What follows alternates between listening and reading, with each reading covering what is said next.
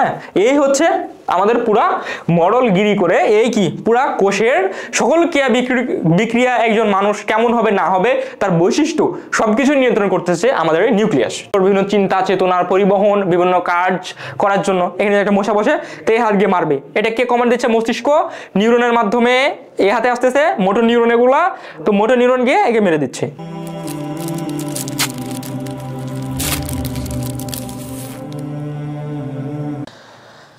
শিক্ষার্থীরা, আজকে আমাদের আলোচ্য বিষয় জীবকোষ এবং টিস্যু।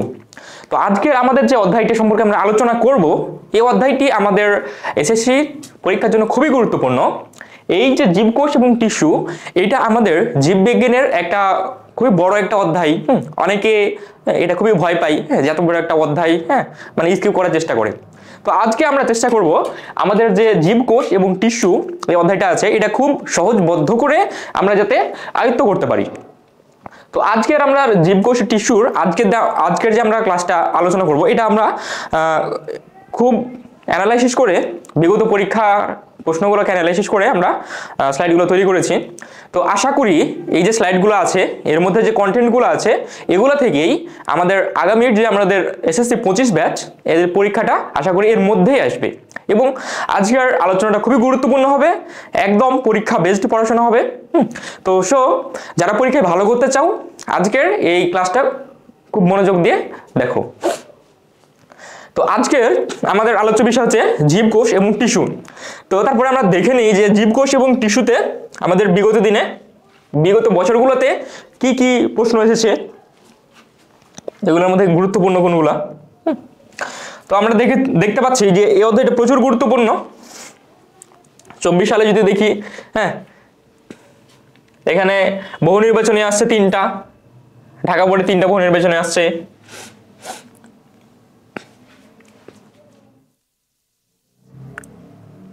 আর এখানে একটা আসছে, রাজশাহীতে 3টা আসছে, দিনাজপুরে 3টা আসছে। তো প্রতিবারই এখান থেকে খুব বহু নির্বাচনের পরিমাণও বেশি। চট্টগ্রাম বোর্ডে আমরা দেখতে পাচ্ছি এখানে 4টা এমসিকিউ আসছে, এখানেও যশোর বোর্ডেও 4টা এমসিকিউ আসছে। তো প্রতি বছরই আমরা দেখতে পাচ্ছি এমসিকিউর পরিমাণ অনেক বেশি। তো আমাদের এমসিকিউর পরিমাণ বেশি কেন? কারণ এই অধ্যায়টা প্রচুর গুরুত্বপূর্ণ, যেহেতু আমাদের জীববিজ্ঞানের ভিত্তি হচ্ছে কোষ এবং টিস্যু। তো এই জন্যই আমাদের ভিত্তি বা বেসিক সম্পর্কে সবসময় বেশি কোশ্চেন হয়। এই জন্যই আমাদের এই অধ্যায়টা বড় হলেও খুবই গুরুত্বপূর্ণ অধ্যায়। তো আজকে আমরা এই যে আমাদের অ্যানালাইসিসগুলো আছে, সৃজনশীল আমাদের প্রতি বছর এখানে কি রাজশাহী বোর্ডের 2টা সৃজনশীল আসছে। আমরা দেখতে পাচ্ছি 22 সালে রাজশাহী বোর্ডের 2টা সৃজনশীল আসছে। তারপরে হচ্ছে যে আমাদের 20 সালে রাজশাহী বোর্ডে 2টা সৃজনশীল আসছে। তো আজকের আমাদের এই যে টপিকটা দেখতে পাচ্ছি খুবই গুরুত্বপূর্ণ একটা টপিক। প্রতি বছরই এমসিকিউ 3-4টা করে আসতেছে, আর সৃজনশীল কমপক্ষে 1-2টা সৃজনশীল আসতেছে। তো আমাদের জন্য এটা খুবই গুরুত্বপূর্ণ যে আমাদের এই অধ্যায় স্কিপ করার কোনো সুযোগ নাই। তো আজকে আমরা আমাদের আলোচনার মধ্যে চলে যাই।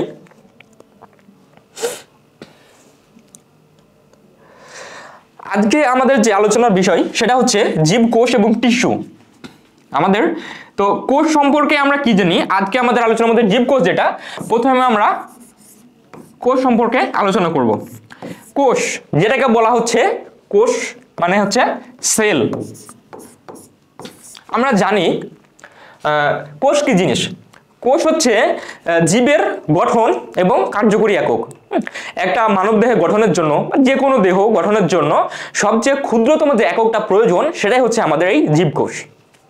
তো জীবকোষকে আমরা প্রথমত 2 ভাগে ভাগ করতেছি। কয় ভাগে? 2 ভাগে। একটা হচ্ছে উদ্ভিদ কোষ,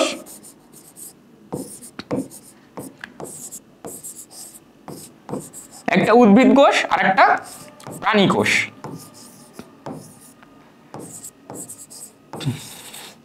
আমরা এই যে একটা কোষকে আমরা 2 ভাগে ভাগ করলাম, একটা উদ্ভিদ কোষ এবং প্রাণী কোষ। আমাদের দেখতে হবে যে এই উদ্ভিদ কোষ এবং প্রাণী কোষের মধ্যে বেসিক ডিফারেন্স কি কি আছে। একটা উদ্ভিদ কোষ এবং প্রাণী কোষের মধ্যে যদি আমরা বেসিক ডিফারেন্স বের করতে চাই, তো আমরা প্রথমে দেখব কি 1 নাম্বার,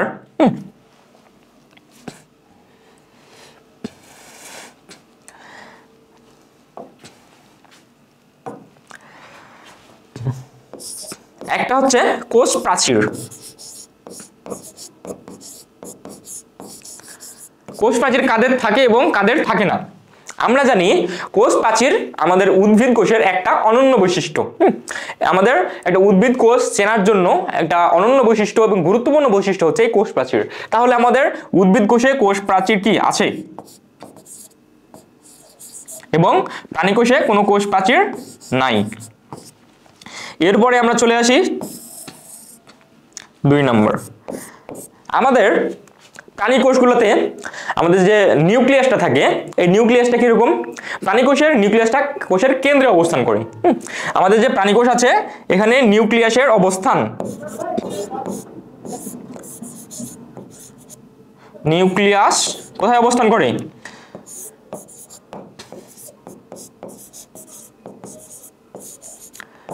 আমাদের কোষের কেন্দ্রে অবস্থান করে। আর প্রাণী কোষে কেন্দ্রে অবস্থান করবে এবং উদ্ভিদ কোষে এক প্রান্তে অবস্থান করবে।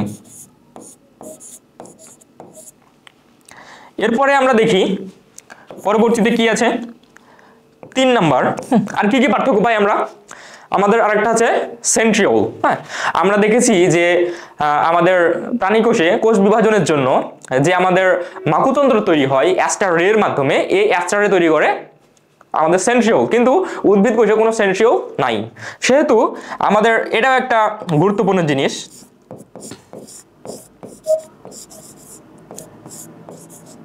সেন্ট্রিওল, এটা হচ্ছে আমাদের উদ্ভিদ কোষে সেন্ট্রিওল নাই, প্রাণী কোষে সেন্ট্রিওল আছে। এরপরে দেখি 4 নম্বর, একটা গুরুত্বপূর্ণ জিনিস যেটার জন্য আমরা এই যে আমরা এত কষ্ট করছি কেন? হ্যাঁ, এই যে আমরা পড়াশোনা করতেছি, এত কষ্ট করে সারা রাত জেগে পড়াশোনা করতেছি কেন? আমাদের উদ্দেশ্য কি? আমাদের উদ্দেশ্য হচ্ছে আমরা কি ভবিষ্যতে সেটেল হব। সেটেল হয়ে আমরা আমাদের হচ্ছে যে কি আলটিমেট আমাদের উদ্দেশ্য হচ্ছে কি? গাড়ি বাড়ি টাকা পয়সা, এগুলোর উদ্দেশ্য কি? আমাদের ভালোভাবে খাওয়ার জন্য, হ্যাঁ, ভালোভাবে বেঁচে থাকার জন্য। এই যে খাওয়ার জন্য আমাদের কেন খেতে হয়? একটা গাছপালা তো খেতে হয় না কেন? আমাদের খাওয়ার জন্য, আমাদের হচ্ছে চলাফেরা করার জন্য আমাদের এনার্জি দরকার। এনার্জির জন্য আমরা কি পুরোপুরি গাছের উপর ডিপেন্ডেন্ট। কেন গাছের উপর ডিপেন্ডেন্ট? গাছ কেন আমাদের উপর ডিপেন্ডেন্ট না? তো গাছের আছে ক্লোরোপ্লাস্ট, ওই ক্লোরোপ্লাস্টের মাধ্যমেই ওরা সূর্যকে ব্যবহার করে শক্তি তাদের মধ্যে সঞ্চিত করতে পারে। এই জন্য তাদের অন্য কারোর উপর ডিপেন্ডেন্ট হতে হয় না। হ্যাঁ, গাছগুলো হচ্ছে স্বনির্ভর। কিন্তু আমরা প্রাণী যারা, আমাদের কোষের মধ্যে কোনো ক্লোরোপ্লাস্ট বা প্লাস্টিড না থাকার কারণে আমরা গাছের উপর ডিপেন্ডেন্ট। কারণ কি? আমরা কোনো খাবার তৈরি করতে পারি না। আমরাই যদি রাস্তায় গিয়ে রোদে দাঁড়াই কিংবা ছাদে গিয়ে যদি আমরা রোদের মধ্যে বসে পড়ি, আমাদের কিন্তু খাদ্য তৈরি হবে না। কেন? আমাদের হচ্ছে ক্লোরোপ্লাস্ট নাই। তো 4 নম্বর যদি বলি সেটা হচ্ছে ক্লোরোপ্লাস্ট।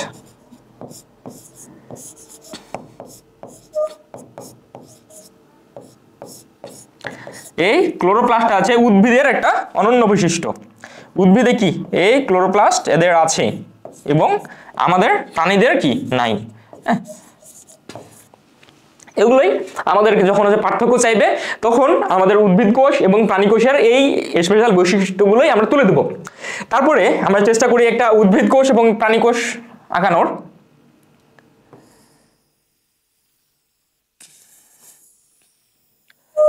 এটা হচ্ছে আমাদের একটা উদ্ভিদ কোষ আঁকানোর চেষ্টা করছি, যেখানে এটা হচ্ছে আমাদের উদ্ভিদ কোষের কোষ ঝিল্লি এবং এর বাইরে থাকবে আমাদের এটি কি? এটা হচ্ছে আমাদের উদ্ভিদ কোষের অনন্য বৈশিষ্ট্য কোষ প্রাচীর।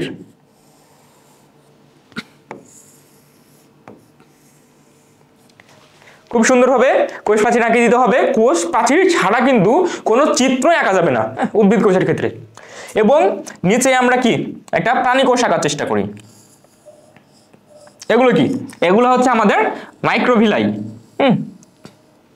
ভিলাই বা এই যে আমাদের প্রাণী কোষ। হ্যাঁ, তো উদ্ভিদ কোষের ক্ষেত্রে আমরা কি বললাম? কোষ প্রাচীর আছে, দিলাম কোষ প্রাচীর। এদের ক্ষেত্রে কোষ প্রাচীর নাই, শুধুমাত্র কোষ ঝিল্লি আছে, কোষ ঝিল্লি দিয়ে দিয়েছি। এরপরে দেখি আমাদের নিউক্লিয়াসের অবস্থান। আরেকটা যদি অ্যাড করি, হ্যাঁ, খুবই ভালো হয়। সেটা হচ্ছে কোষ গহ্বর। 5 নাম্বার কোষ গহ্বর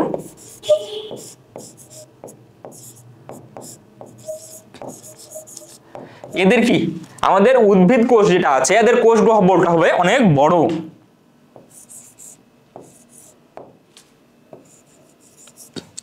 আর এদের যে কোষ গহ্বর আছে এই কোষ গহ্বরটা কি হবে ছোট হবে, অনেক ছোট হবে, অথবা নাই, কোষ গহ্বর থাকে না। প্রাণী কোষে কোষ গহ্বর নাই অথবা থাকে না। সেহেতু আমাদের নিউক্লিয়াসটা যদি দেখি তো এখানে উদ্ভিদ কোষের ক্ষেত্রে নিউক্লিয়াসটা একদম শেষ প্রান্তে দ্বিস্তর বিশিষ্ট একটা আবরণীর মাধ্যমে এখানে একটা নিউক্লিয়াস অবস্থান করবে, কিন্তু প্রাণী কোষের নিউক্লিয়াসটা কেন্দ্রে অবস্থান করবে।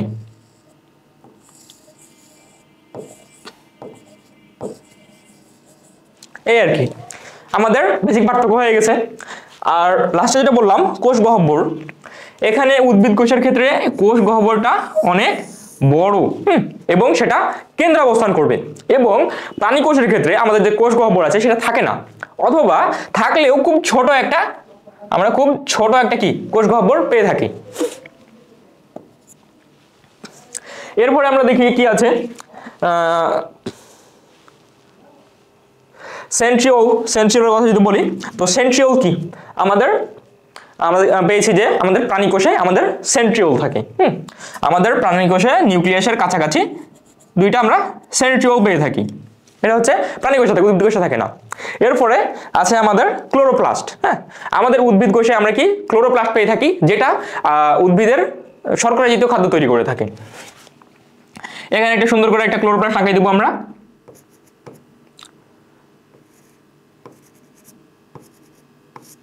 ক্লোরোপ্লাস্ট আঁকিয়ে দিলাম। এরপরে অন্য যে অঙ্গাণুগুলো আছে রাইবোসোম, একটা রাইবোসোম আঁকিয়ে দিব। তারপরে হচ্ছে যে আমরা এখানে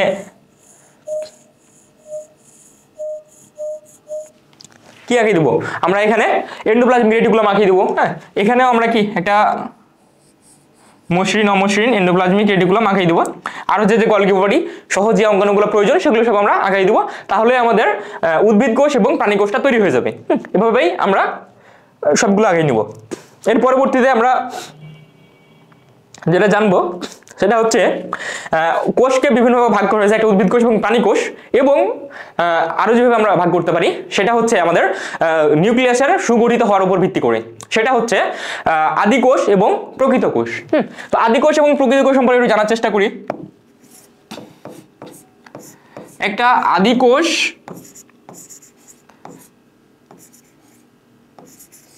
আর একটা হবে আমাদের প্রকৃত কোষ।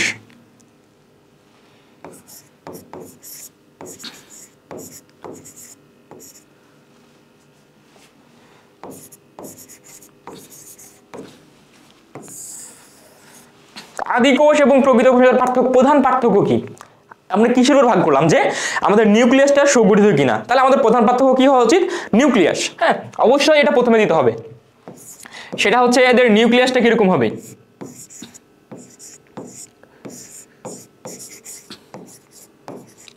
এদের নিউক্লিয়াস সুগঠিত নয়, এদের নিউক্লিয়াস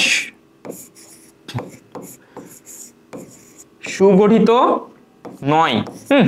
এদেরটা কি? এদেরটা হচ্ছে সুগঠিত। এরপরে আমরা কি পাচ্ছি? 2 নাম্বার রাইবোজোম। আমরা জানি যে রাইবোজোম 2 ধরনের রাইবোজোম আছে, একটা হচ্ছে 70S আর একটা 80S। 70S টা কি আমরা জানি, এস হচ্ছে সেডিমেন্টেশন কোএফিসিয়েন্ট, বা এটা হচ্ছে ভেদবার্গ একক বলা হয় এটাকে, ভেদবার্গ একক। তো আমাদের রাইবোজোম যেটা আছে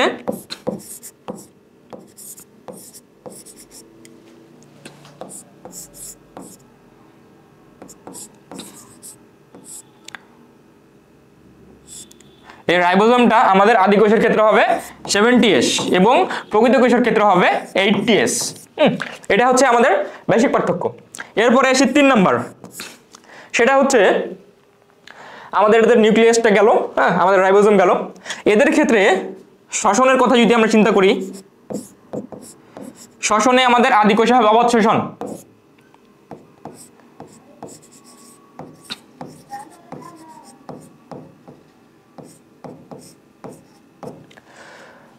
আর আমাদের প্রকৃত কোষে হবে সবাত শোষণ।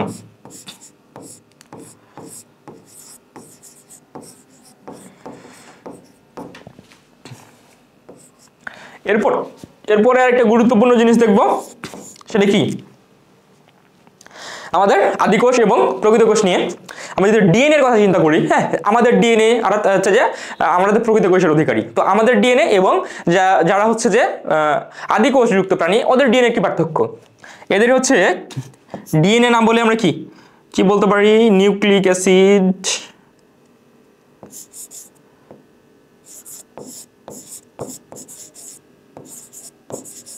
Nucleic acid.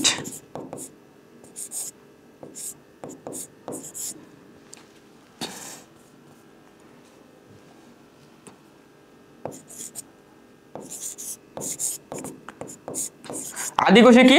আদি কোষে থাকবে প্লাজমিড।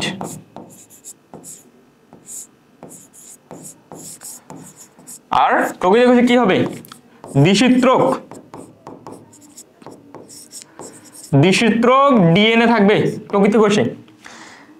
আরেকটা যদি আমরা চিন্তা করি,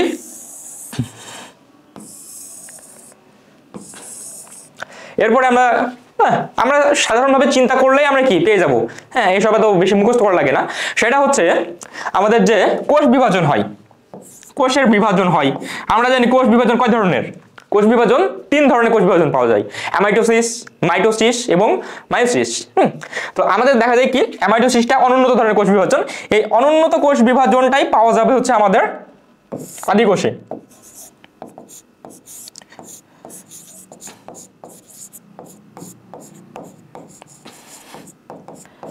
অনুন্নত কোষ বিভাজন অ্যামাইটোসিস এখানে পাওয়া যাচ্ছে। আর এখানে আমরা পাচ্ছি কি মাইটোসিস, মাইটোসিস বা সমীকরণিক বিভাজন, এবং কি পাচ্ছি? মায়োসিস পাচ্ছি।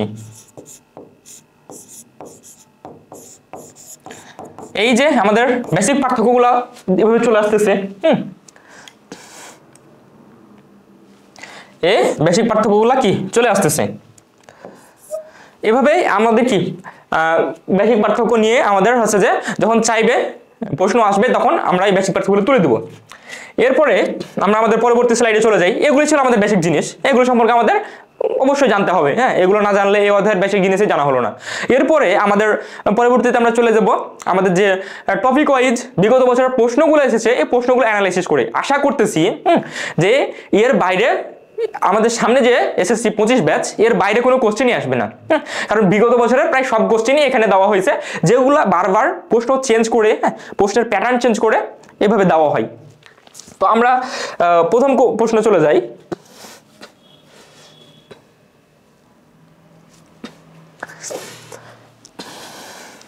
কি আছে? ক্লোরোপ্লাস্টের গঠন বর্ণনা করতে বলছে এখানে। আমাদের যে ক্লোরোপ্লাস্ট আছে, এটা খুবই গুরুত্বপূর্ণ একটা প্রশ্ন, যে ক্লোরোপ্লাস্টের গঠন এবং ক্লোরোপ্লাস্টের গঠন বর্ণনা করতে হবে এবং চিত্র অঙ্কন করতে হবে, এবং ক্লোরোপ্লাস্ট এর গুরুত্ব, আমাদের পরিবেশে আমাদের বেঁচে থাকার জন্য ক্লোরোপ্লাস্টের গুরুত্ব কতটুকু, এই সম্পর্কে প্রায় প্রতি বছরই কোশ্চেন আসে, 2-3টা পড়ে আসেই। হ্যাঁ সেজন্য এটা খুবই গুরুত্বপূর্ণ জিনিস। এবং এটা কি, এটা হচ্ছে আমাদের 7 স্টার মার্ক করা কোশ্চেন এটা, যে আমাদের ক্লোরোপ্লাস্ট সম্পর্কে আমাদের অবশ্যই পড়ে যেতে হবে। তো আমাদের ক্লোরোপ্লাস্টের গঠন বর্ণনা, চিত্র অঙ্কন এবং গুরুত্ব। তো আমরা একটা কি ক্লোরোপ্লাস্ট প্রথমে গঠন বর্ণনা করার জন্য আমাদের কি চিত্র অঙ্কন করতে হবে। তো অনেকেই চিত্র খুবই কাঁচা,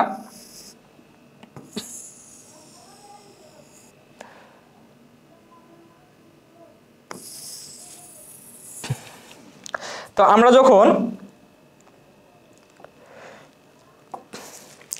যখন ক্লোরোপ্লাস্টের চিত্র অঙ্কন করব তখন আমাদের বেসিক জিনিসগুলোর দিকে লক্ষ্য রাখতে হবে, হ্যাঁ যে আমরা কিভাবে অঙ্কন করব। তো আমাদের ক্লোরোপ্লাস্টের যে অংশ আছে সেহেতু আমরা পাচ্ছি এখানে আমাদের কি 2টা পদ্ধতি দিতে হবে, যেহেতু আমাদের ক্লোরোপ্লাস্ট কি দ্বিস্তর বিশিষ্ট একটা অঙ্গাণু।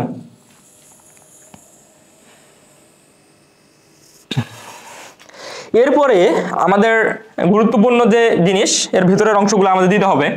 এভাবে করে আমরা কি সুন্দরভাবে শর্টকাট ওয়েতে আমরা এঁকে ফেলবো। অত বেশি ঝামেলা করার দরকার নাই। আমাদের প্রধান উদ্দেশ্য হবে একটা কি চিত্র অঙ্কন করব এবং পাশে বর্ণনা লিখব।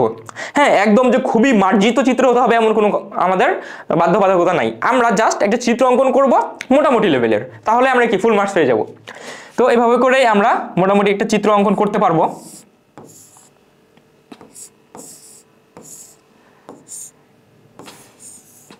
এই যে আমরা অঙ্কন করেছি, এগুলো হচ্ছে কি, এগুলো হচ্ছে আমাদের গ্রানাম। এর মধ্যে প্রতিটা অংশকে আমরা কি কয়েকটা ভাগে ভাগ করব। এই যে আমাদের এই জিনিসগুলো পাচ্ছি, এই যে একটা অংশ, একটা ছোট একটা ঘর, এটাকে কি বলছে, এটাকে বলছে থাইলাকয়েড।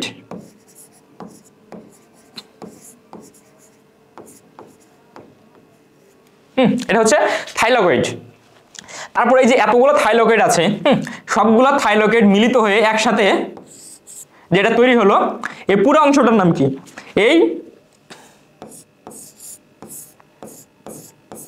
পুরো অংশটার নাম কি, এটার নাম হচ্ছে গ্রানাম। এটার নাম হচ্ছে গ্রানাম।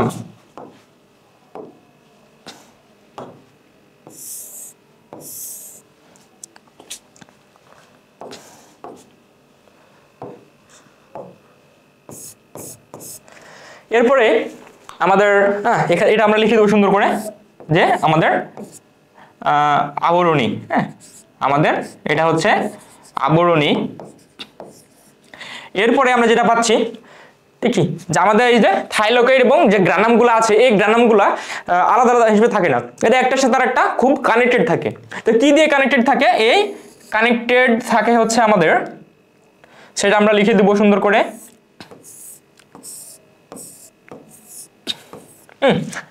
আমরা চাইলে এখানে আরেকটা দিয়ে অ্যাড করে দিতে পারি। এই হচ্ছে আমাদের ক্লোরোপ্লাস্টের চিত্র। এই যে আমরা যেটাতে কানেক্ট করলাম সেটার নাম হচ্ছে ল্যামেলা।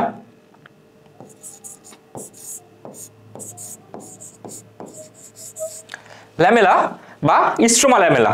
স্ট্রোমা কেন বলা হয়, এই যে আমাদের ক্লোরোপ্লাস্টের মধ্যে যে আমাদের ম্যাট্রিক্স আছে, এই ম্যাট্রিক্সগুলোকে এভাবে ফুটা ফুটা দিয়ে মার্ক করে দিতে হবে। এই মার্ক করে যে আমরা কি বললাম, ম্যাট্রিক্স পেলাম। হ্যাঁ, এই ম্যাট্রিক্সটাকে কি বলা হয়, ক্লোরোপ্লাস্টের ক্ষেত্রে বলা হয় স্ট্রোমা। এই স্ট্রোমার কারণে একে বলা হচ্ছে স্ট্রোমা ল্যামেলা বা ল্যামেলা। তো আমাদের এটা হচ্ছে ক্লোরোপ্লাস্টের চিত্র। এরকম একটা চিত্র অঙ্কন করতে পারলে এনাফ।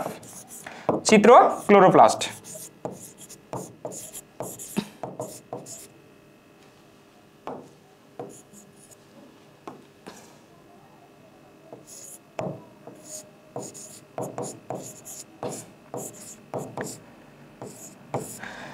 হয়ে গেল। তাহলে আমাদের বর্ণনা কি হবে, যেহেতু আমাদের ব্যাখ্যা চাই, বর্ণনা চাই। বর্ণনা হচ্ছে আমাদের ক্লোরোপ্লাস্ট দ্বিস্তর বিশিষ্ট একটা আবরণী দিয়ে আবৃত, যার মধ্যে থাকে আমাদের থাইলাকয়েড গুলা একসাথে গুচ্ছ আকারে অবস্থান করে, এবং একগুচ্ছ থাইলাকয়েডকে বলা হচ্ছে আমাদের গ্রানাম বলা হচ্ছে। একগুচ্ছ থাইলাকয়েডকে আমরা কি বললাম, আমরা বললাম হচ্ছে এটাকে গ্রানাম। এই যে গ্রানামগুলা কি হয়েছে, একটা গ্রানাম আর একটা গ্রানামের সাথে যুক্ত হয় কি দিয়ে, স্ট্রোমা ল্যামেলা বা ল্যামেলা দিয়ে যুক্ত হয়। এবং কি আমাদের দ্বিস্তর বিশিষ্ট আবরণীর মধ্যে আমাদের এখানে কি আছে, স্ট্রোমা, তরল মাতৃকা, সেটাকে বলা হচ্ছে স্ট্রোমা। তো এটাই হচ্ছে আমাদের ক্লোরোপ্লাস্ট সম্পর্কে বর্ণনা। এরপরে যেটা আসছে সেটা হচ্ছে আমাদের গুরুত্ব বলতে হবে। এটা খুবই গুরুত্বপূর্ণ জিনিস, যে প্রায় প্রতি বছরে ঘ নম্বরে থাকে হচ্ছে গুরুত্ব বর্ণনা করো। মানব জীবনে এটার গুরুত্ব কিরকম, বা পরিবেশ সংরক্ষণে এটার গুরুত্ব কিরকম, এই জিনিসগুলা। তো গুরুত্বের মধ্যে আমাদের যেটা আমাদের বলতে হবে সেটা হচ্ছে আমাদের যে থাইলাকয়েডগুলো আছে, এই যে থাইলাকয়েডগুলো মিলে হচ্ছে আমাদের গ্রানাম তৈরি করতেছে। হ্যাঁ, এই গ্রানাম কি করে, এই গ্রানামের মধ্যে আমাদের যে সূর্যালোক আসে, সূর্যালোকটা গ্রানামের মধ্যে প্রবেশ করে। হ্যাঁ, সূর্য রশ্মিটা গ্রানামের মধ্যে আবদ্ধ হয়ে এই গ্রানামের মধ্যে আমাদের শক্তি আবদ্ধ হয়, যাকে বলি আমরা এটিপি। মানে হচ্ছে এই সূর্যালোক থেকে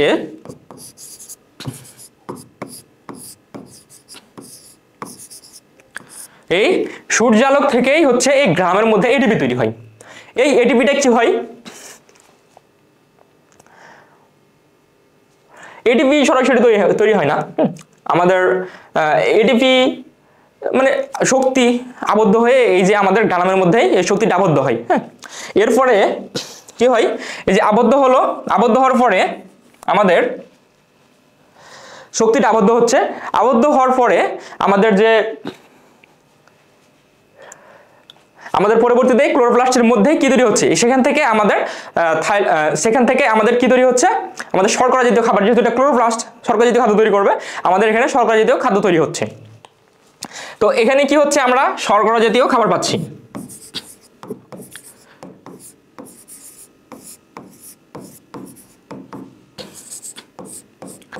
শর্করা জাতীয় খাবার তৈরি হচ্ছে, এটা 1 নাম্বার গেল।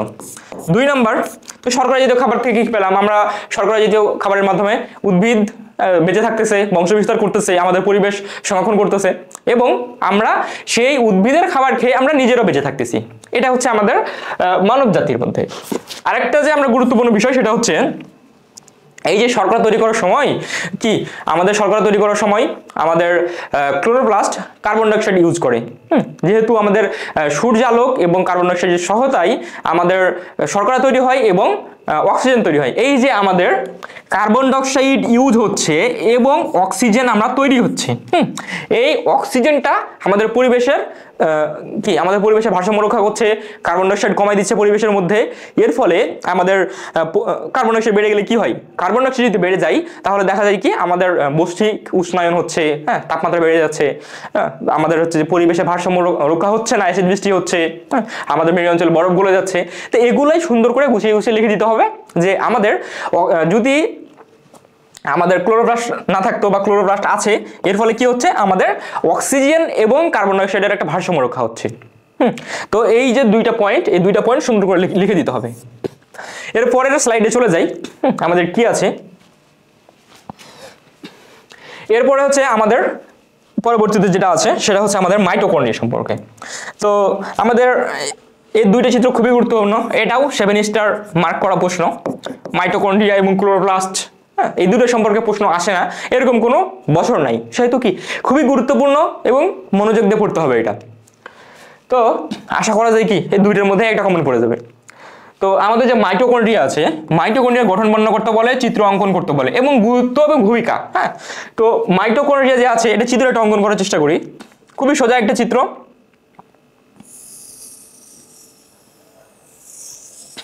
মাইটোকন্ড্রিয়া কয় স্তর বিশিষ্ট অঙ্গাণু? মাইটোকন্ড্রিয়া হচ্ছে দ্বিস্তর বিশিষ্ট একটা অঙ্গাণু, যার মধ্যে একটা কি থাকে, বাইরের স্তর থাকবে এবং একটা অন্তঃস্তর থাকবে। তো আমাদের এরপরে কাজ হচ্ছে আমাদের অন্তঃস্তর অঙ্কন করা। এটাই আমাদের অন্তঃস্তর।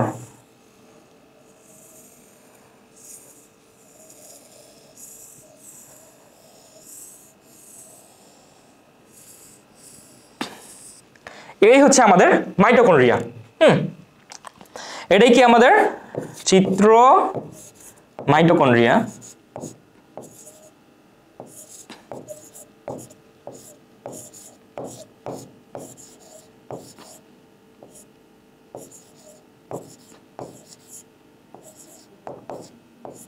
এটা হচ্ছে আমাদের মাইটোকন্ড্রিয়া। এখানে মাইটোকন্ড্রিয়ার এটা বাইরের স্তর, এটা হচ্ছে বহি স্তর, এটা হচ্ছে আমাদের বহি স্তর, এবং আমাদের যেটা আমরা পরবর্তীতে অঙ্কন করলাম সেটা হচ্ছে আমাদের অন্তঃস্তর।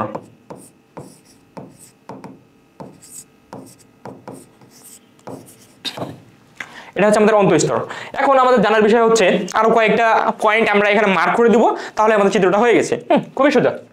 তো এই যে আমাদের ভিতরে আমরা দেখলাম, আমাদের ভিতরে প্রবিষ্ট হয়ে যাচ্ছে। এই জিনিসটা কি, যেটা প্রবিষ্ট হচ্ছে, যে অংশটা প্রবিষ্ট হয়ে যাচ্ছে, এই যে এই অংশটার কথা বলি, ভিতরের দিকে ভাঁজ হয়ে গেছে, এই যে ভাঁজ হয়ে যাচ্ছে, এটার নাম কি? এটার নাম হচ্ছে ক্রিস্টি।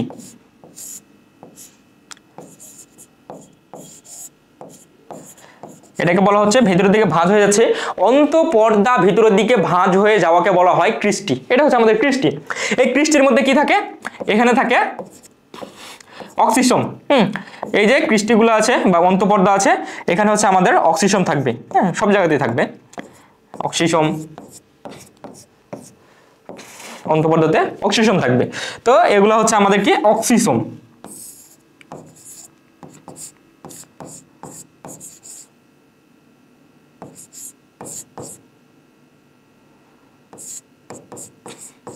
এটা হচ্ছে আমাদের অক্সিজম।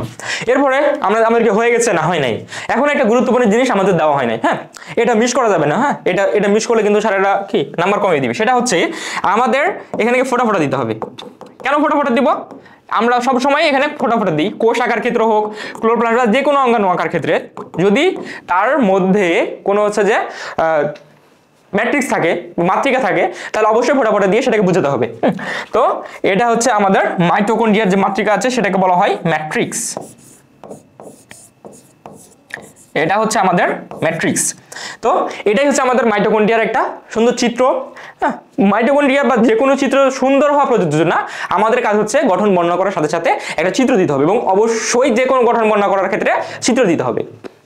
তো এরপরে হচ্ছে কি আমাদের গঠন বর্ণনা কিভাবে বর্ণনা করব? দুইটা পর্দা নিয়ে গঠিত, সেম আমাদের ক্লোরোপ্লাস্টের মতো দ্বিপর্দা বিশিষ্ট এটা একটা অঙ্গাণু। এর মধ্যে কি আছে? একটা বহিঃস্তর আছে, যেটা কি মানে হচ্ছে যে সরল, কিন্তু আমাদের যে অন্তঃস্তর যেটা আছে সেটা হচ্ছে ভিতরের দিকে ভাঁজ হয়ে থাকে। এই যে ভাঁজগুলো আছে সেগুলোকে বলা হয় ক্রিস্টি। এই ক্রিস্টির গায়ে কি লেগে থাকে? এই ক্রিস্টির গায়ে লেগে থাকে হচ্ছে আমাদের অক্সিজম। এরপরে কি হচ্ছে? এরপরে হচ্ছে যে আমাদের অন্তঃস্তরের মধ্যে আমাদের কি আছে? এর মধ্যে হচ্ছে আমাদের মাতৃকা, তরল মাতৃকা বা ম্যাট্রিক্স থাকে। এই এরপরে আমাদের গুরুত্ব, এরপরে যেটা হচ্ছে সেটা হচ্ছে আমাদের গুরুত্ব বলতে হবে। ঘ নম্বরে গুরুত্ব আসে, গুরুত্ব চাই। আমাদের মাইটোকন্ড্রিয়া যা আছে এটার গুরুত্ব কি? গুরুত্ব বলতে পারে শ্বসনের গুরুত্ব বলে, বা মানব জীবনের অস্তিত্ব রক্ষায় গুরুত্ব বলতে পারে। আমরা জানি শ্বসন দুই ধরনের শ্বসন আছে, একটা হচ্ছে যে সবৎ শোষণ, একটা অবৎ শোষণ। তো অবৎ শোষণ যেহেতু আমাদের কি অবৎ শোষণ হচ্ছে আমাদের আদি কোষে হয়, সেহেতু এটা আমরা বলবো না, আমাদের হচ্ছে প্রকৃত কোষের কথা বলবো। আমাদের যে শ্বসন হয় এই শ্বসনটা হচ্ছে 4 ধাপে সংঘটিত হয়। কি কি? এই শ্বসনটা 4 ধাপে হয়। একটা হচ্ছে প্রথম ধাপ যেটা গ্লাইকোলাইসিস, তারপরে হচ্ছে যে অ্যাসিটাইল কোয়ে তৈরি, তারপরে হচ্ছে যে আমাদের ক্রেবস চক্র হয় এবং ইলেকট্রন ট্রান্সপোর্ট তৈরি হয়। তো এই যে আমাদের ক্রেবস চক্র,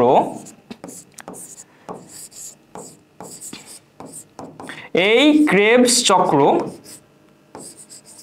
এবং ইলেকট্রন ট্রান্সপোর্ট সিস্টেম, এই দুইটা আমাদের শ্বসনের জন্য খুবই গুরুত্বপূর্ণ। এবং এই দুইটা এবং আর আগে যে আমাদের অ্যাসিটাইল কোয়ে ফর্মেশন হলো, এই তিনটা স্টেপই আমাদের মাইটোকন্ড্রিয়ার সাথে সম্পর্কিত, এবং এই দুইটা অবশ্যই মাইটোকন্ড্রিয়ার মধ্যে সংঘটিত হয়। এজন্য বলা হয় যে শ্বসনের প্রায় কি আমাদের 75% অংশই আমাদের মাইটোকন্ড্রিয়ার সাথে যুক্ত। শ্বসনের মাধ্যমে কি তৈরি হয়? শ্বসনের মাধ্যমে আমরা হচ্ছে যে বিভিন্ন ধরনের খাদ্যকণা থেকে শক্তি পেয়ে থাকি। তো আমাদের যেহেতু যদি শ্বসন না হইতো তো কি আমাদের হচ্ছে এটিপি পাইতাম না, আমরা হচ্ছে যে চলাচল করতে পারতাম না, আমরা নিস্তেজ হয়ে যেতাম, আমাদের মানব জাতি বিলুপ্তের পথে চলে যেত। এর জন্য বলা হয় যে মানব জাতির অস্তিত্ব রক্ষায়, হ্যাঁ, বা শ্বসনের মধ্যে আমাদের কি আমাদের মাইটোকন্ড্রিয়ার একটা বিশাল ভূমিকা আছে। এরপরে টপিকে চলে যাই। নিউক্লিয়াসের চিত্র সহ গঠন বর্ণনা এবং নিউক্লিয়াস জীবকোষের সকল ক্রিয়া বিক্রিয়া নিয়ন্ত্রণ করে, এটা ব্যাখ্যা করো। হ্যাঁ, খুবই টিপিক্যাল একটা কোশ্চেন। বলা হয় যে কি এটাও আমাদের সববারই আসে, এটা আমরা হচ্ছে যে 5 স্টার দিয়ে রাখবো। আগে যে দুইটা দিয়েছি ওটা কি খুবই গুরুত্বপূর্ণ, অবশ্যই আমাদের চিত্র সহ গুরুত্ব এবং গঠন বর্ণনা করা শিখতে হবে। এরপরে হচ্ছে আমাদের নিউক্লিয়াসের গঠন বর্ণনা চিত্র সহ। আমাদের এটা খুবই একটা সোজা একটা অঙ্গাণু, হ্যাঁ সবাই আঁকতে পারে। তো আমাদের নিউক্লিয়াস কি আগের অঙ্গাণুগুলোর মতোই একটা দ্বিস্তর বিশিষ্ট পর্দা থাকবে,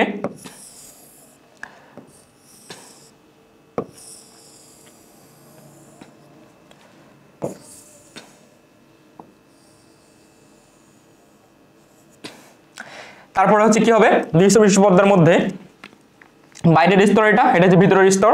এরপরে দুইটা স্তর বিশিষ্ট পর্দা থাকলেও আমাদের কি পর্দার মধ্যে এটা করে কি গ্যাপ থাকবে, পর্দার মধ্যে রন্ধ্র থাকবে। হ্যাঁ, এই যে রন্ধ্র অঙ্কন করেছি এখানে, এই যে রন্ধ্র আছে এগুলোকে বলা হচ্ছে কি নিউক্লিয়ার রন্ধ্র।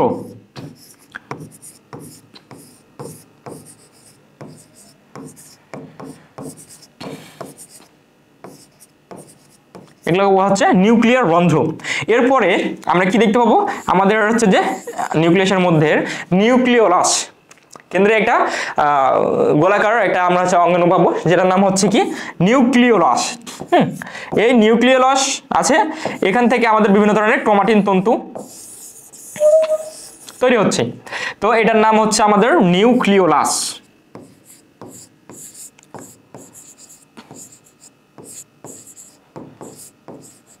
এটা হচ্ছে আমাদের নিউক্লিওলাস। এবং এগুলো আমরা কি পেলাম, এগুলো হচ্ছে আমাদের ক্রোমাটিন তন্তু। ক্রোমাটিন তন্তু কি জিনিস? ক্রোমাটিন তন্তু, এই ক্রোমাটিন তন্তু। ক্রোমাটিন তন্তু কি জিনিস? আমাদের ক্রোমাটিন তন্তু হচ্ছে আমাদের হচ্ছে যে ডিএনএ এবং প্রোটিন নিয়ে তৈরি। এই যে ক্রোমাটিন তন্তুগুলা, এগুলা হচ্ছে কোষ বিভাজনের পর্যায়ে গিয়ে এটা হচ্ছে আমাদের ক্রোমাটিড এবং ক্রোমোজোম হিসেবে মোটা এবং খাটো হয়ে ক্রোমাটিড এবং ক্রোমোজোম হিসেবে আমাদের সামনে আসে এবং আমরা কি সেগুলো দেখতে পাই। এগুলো আমরা দেখতে পাই না, এগুলো আমরা ধারণা করে নিয়েছি, বিজ্ঞানীরা ধারণা করে নিয়েছে যে ক্রোমাটিনগুলো এরকম ভাবে থাকে। তো প্রশ্ন তোমরা সবাই কমেন্টে বলে দিবা যে আমাদের যে ক্রোমাটিন তন্তুগুলো আছে আমাদের কোষ বিভাজনের কোন পর্যায়ে সবচেয়ে খাটো এবং মোটা দেখা যায়। তো কোন পর্যায়ে আমাদের এই ক্রোমাটিনগুলো সবচেয়ে খাটো এবং মোটা দেখা যায়। এরপর আমাদের একটা গুরুত্বপূর্ণ জিনিস যেটা আমরা মিস করে ফেলি, সেটা হচ্ছে অবশ্যই এখানে কি ফোঁটা দিতে হবে। কেন দিতে হবে? আমাদের এর ভিতরে আমাদের নিউক্লিওপ্লাজম থাকে, এর জন্য আমরা ফোঁটা দিয়েছি। আমরা বলবো কি এটা হচ্ছে আমাদের নিউক্লিওপ্লাজম।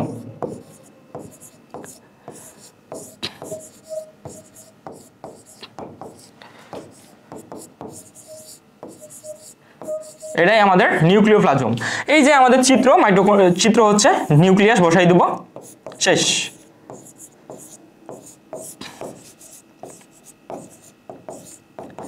চিত্র নিউক্লিয়াস হয়ে গেছে।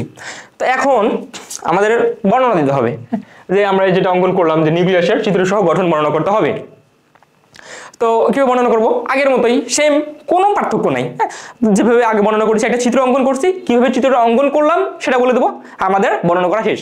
আমাদের নিউক্লিয়াসটা হচ্ছে কি দ্বি-স্তর বিশিষ্ট, একটা আবরণী, একটা বহিঃস্তর আছে, একটা অন্তঃস্তর আছে। এবং আমাদের দুই স্তরের মাঝে, আমাদের মেমব্রেনের মাঝে মাঝে কি আছে? আমাদের ছিদ্র আছে, যেগুলোকে বলা হচ্ছে নিউক্লিয়ার রন্ধ্র। এরপরে আমরা কি পেলাম? এখানে আমরা পেলাম আমাদের হচ্ছে যে নিউক্লিয়াসের নিউক্লিওপ্লাজমের মধ্যে একটা গোলাকার বস্তু পেলাম, যেটাকে বলা হচ্ছে আমাদের নিউক্লিওলাস। এই যে নিউক্লিওলাসটা আছে, এই নিউক্লিওলাসটা হচ্ছে কি আমাদের প্রোটিন এবং আরএনএ দিয়ে এটা তৈরি। নিউক্লিওলাসটা, এই নিউক্লিওলাসের প্রোটিন এবং আরএনএ তৈরি। ক্রোমাটিন তন্তু আছে, এই ক্রোমাটিন তন্তুটা কি ডিএনএ এবং প্রোটিন দিয়ে তৈরি। এই জিনিসগুলো বলে দেবো, যদি না বলি তারপরে কোনো সমস্যা নাই। তারপরে কি আমাদের এর ভিতরে যে সূত্রক পেঁচানো আমাদের কি ক্রোমাটিন তন্তু, হ্যাঁ, বা হচ্ছে আমাদের হচ্ছে ক্রোমাটিন জালক আছে আমাদের ভেতরে অবস্থান করতেছে, যেগুলা আমাদের বংশগতি রক্ষায় খুব গুরুত্বপূর্ণ ভূমিকা পালন করে। শেষ, কোনো আর কিছুই লাগবে না এখান থেকে। আর আমাদের নিউক্লিয়ার রন্ধ্র আছে, এটা কি করে? আমাদের সাইটোপ্লাজমে যে আমাদের প্রোটোপ্লাজমগুলো বা সাইটোপ্লাজমগুলো থাকে, আমাদের সাইটোপ্লাজমের সাথে আমাদের প্রোটোপ্লাজমের সাথে আমাদের নিউক্লিওপ্লাজমের কি আমাদের পৃথক করে রাখে। এবং আমাদের নিউক্লিয়ার রন্ধ্রের মাধ্যমে সাইটোপ্লাজম থেকে আমাদের এই নিউক্লিওপ্লাজমের মধ্যে বিভিন্ন বস্তুর আদান প্রদান হয়। শেষ, আর কিছুই লাগতেছে না। এরপরে হচ্ছে আমাদের এরপরে কি লেখা আছে, সেটা হচ্ছে জীবকোষের সকল ক্রিয়া বিক্রিয়া নিয়ন্ত্রণ করে। এটা ব্যাখ্যা করতে হবে। কিভাবে ব্যাখ্যা করব? আমরা ব্যাখ্যা করব যে যেহেতু যেমন আমরা যদি এখন চিন্তা করি যে আমাদের যে পৃথিবী আছে, এই পৃথিবীর মধ্যে মরলকে বলা হয়, পৃথিবীর মরল হচ্ছে আমেরিকা। তারা যা বলবে সেটাই হবে। তো এই যে তারা চাইলো, হ্যাঁ, ডোনাল্ড ট্রাম্প আসলো, চাইলো গাজা যুদ্ধ বন্ধ করে দিল। এই যে এরকম, হ্যাঁ, বাংলাদেশের সাথে তাদের সম্পর্ক কিরকম হবে না হবে পুরোটা তাদের উপর ডিপেন্ড করে, হ্যাঁ, আমাদের উপর কিন্তু ডিপেন্ড করে না। তো এই যে হচ্ছে ব্যাপার যে তারা যা চাচ্ছে সেটাই সম্পাদন হচ্ছে। কারণ কি? তারা মরল, তারা হচ্ছে পৃথিবীর নিয়ন্ত্রক। তো আমাদের যে নিউক্লিয়াসটা আছে, এই নিউক্লিয়াসটা হচ্ছে আমাদের কোষের নিয়ন্ত্রক। আমাদের কোষ কখন কিরকম হবে, তাদের কাজ কিরকম হবে, এই পুরোটাই নিয়ন্ত্রণ করা হচ্ছে আমাদের এই যে আমাদের নিউক্লিয়াস। হ্যাঁ, তো নিউক্লিয়াসের মধ্যে এমন কি জিনিস আছে যাকে আমরা এই জন্য বলতেছি আমরা এটা নিয়ন্ত্রক। এর মধ্যে এই যে ক্রোমাটিন তন্তুগুলো আছে, যেটা কি ধারণ করে? এই ক্রোমাটিন তন্তুগুলো আমাদের ডিএনএ ধারণ করে। হ্যাঁ, আমরা জানি এই ডিএনএ হচ্ছে বংশগতির ধারক এবং বাহক। তো যেহেতু বংশগতির ধারক এবং বাহক, আমাদের বাবা মা যেরকম থাকে, হ্যাঁ আমরা সংকট জাতি, আমাদের বাবা মা যেরকম হয়, হ্যাঁ একটু শ্যামলা বর্ণের, আমরাও শ্যামলা বর্ণের হয়। একজন আফ্রিকানের যদি একজন আফ্রিকানের দিকে যদি তাকাই তো দেখবো যে আফ্রিকান বাবা মাও কি হচ্ছে যে কালো হয়, তাদের ছেলেরাও কালো হয়, হ্যাঁ তো অস্ট্রেলিয়ানরা শ্বেতাঙ্গ, তাদের ছেলে পেলেও শ্বেতাঙ্গ। তো এই যে আমাদের বাবা মার বৈশিষ্ট্যগুলো, বাবা খাটো হলে সন্তানও খাটো হচ্ছে। এই যে বাবা মার বৈশিষ্ট্য এই ডিএনএর মাধ্যমে চলে আসতেছে, ডিএনএর মাধ্যমে আমাদের পুরো একটা জীবের বহিঃপ্রকাশ করতেছে। এই যে পুরো প্রসেসটা, এই সব ক্রিয়া বিক্রিয়া একটা মানুষ কিরকম হবে, একটা প্রাণী কিরকম হবে, সবকিছুই নিয়ন্ত্রণ করতেছে এই আমাদের নিউক্লিয়াস তথা আমাদের এই ডিএনএ। এই জন্যই আমরা, যেহেতু ডিএনএ আমাদের নিউক্লিয়াসের মধ্যে থাকছে, এই জন্যই আমরা নিউক্লিয়াসকে বলছি সকল ক্রিয়া বিক্রিয়া নিয়ন্ত্রণ করতেছে। এই জন্যই আমরা নিউক্লিয়াসকে বলি কি, কেন্দ্রিকা বলি। আমরা নিউক্লিয়াসকে বলি কেন্দ্রিকা, কি বলি, কেন্দ্রিকা বলি, অথবা কি বলি, কোষের মস্তিষ্ক বলি।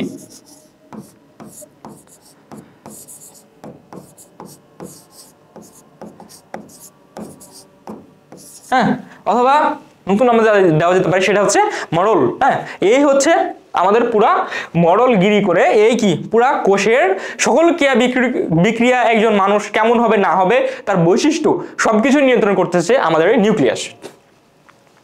এরপরে চলে যাই, এরপরে হচ্ছে আমাদের আছে কোষ প্রাচীরের গঠন ব্যাখ্যা করো চিত্রসহ। এটা কয়েকবার আসছে, হ্যাঁ এটাও হচ্ছে আমরা 5 স্টার দিয়ে রাখতে পারি। কোষ প্রাচীরের আমাদের গঠন বর্ণনা করতে বলছে। তো কোষ প্রাচীর কি রকম হচ্ছে, আমাদের কোষ প্রাচীরের গঠন বর্ণনা করার জন্য আমরা যেটা পাবো সেটা হচ্ছে একটা চিত্র অঙ্কন করতে বলবে। এটা কি প্রত্যেকটাই আলাদা আলাদা কোষ, এগুলা আলাদা কোষ। এরপরে এখানে যেটা পাবো সেটা হচ্ছে আমাদের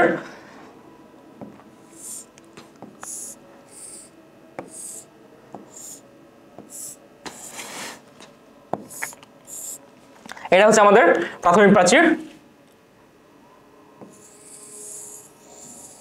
এই যে আমাদের কাছে চিত্র হয়ে গেছে, খুবই সোজা। হ্যাঁ, এগুলা খুবই সোজা যদি আমরা বুঝতে পারি।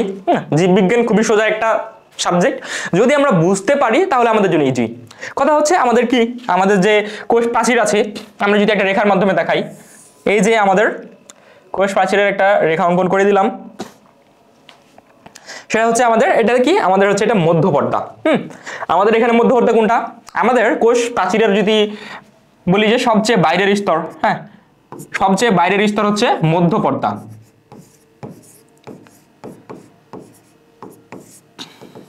আমাদের সবচেয়ে বাইরের স্তর কোষ প্রাচীরের হচ্ছে মধ্যপর্দা।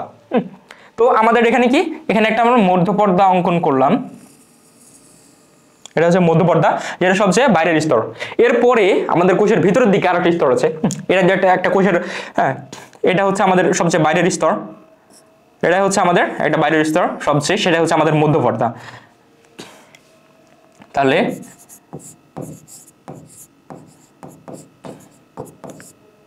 মধ্যপর্দা, এই অংশটা হচ্ছে মধ্যপর্দা, এখানে এই অংশটা হচ্ছে মধ্যপর্দা। এরপরে কোষের ভিতরের দিকে কি আছে, এই যে এটা আমরা পেলাম সেটা হচ্ছে আমাদের প্রাথমিক প্রাচীর। এটা হচ্ছে আমাদের প্রাথমিক প্রাচীর।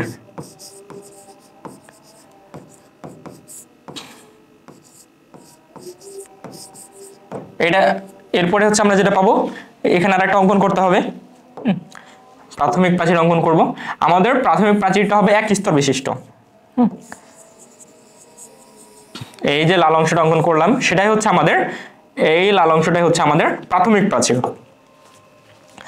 এরপরে যদি আবার খুঁজি তাহলে আমরা কি সেকেন্ডারি প্রাচীর খুঁজতে হবে, সেকেন্ডারি বা গৌণ প্রাচীর।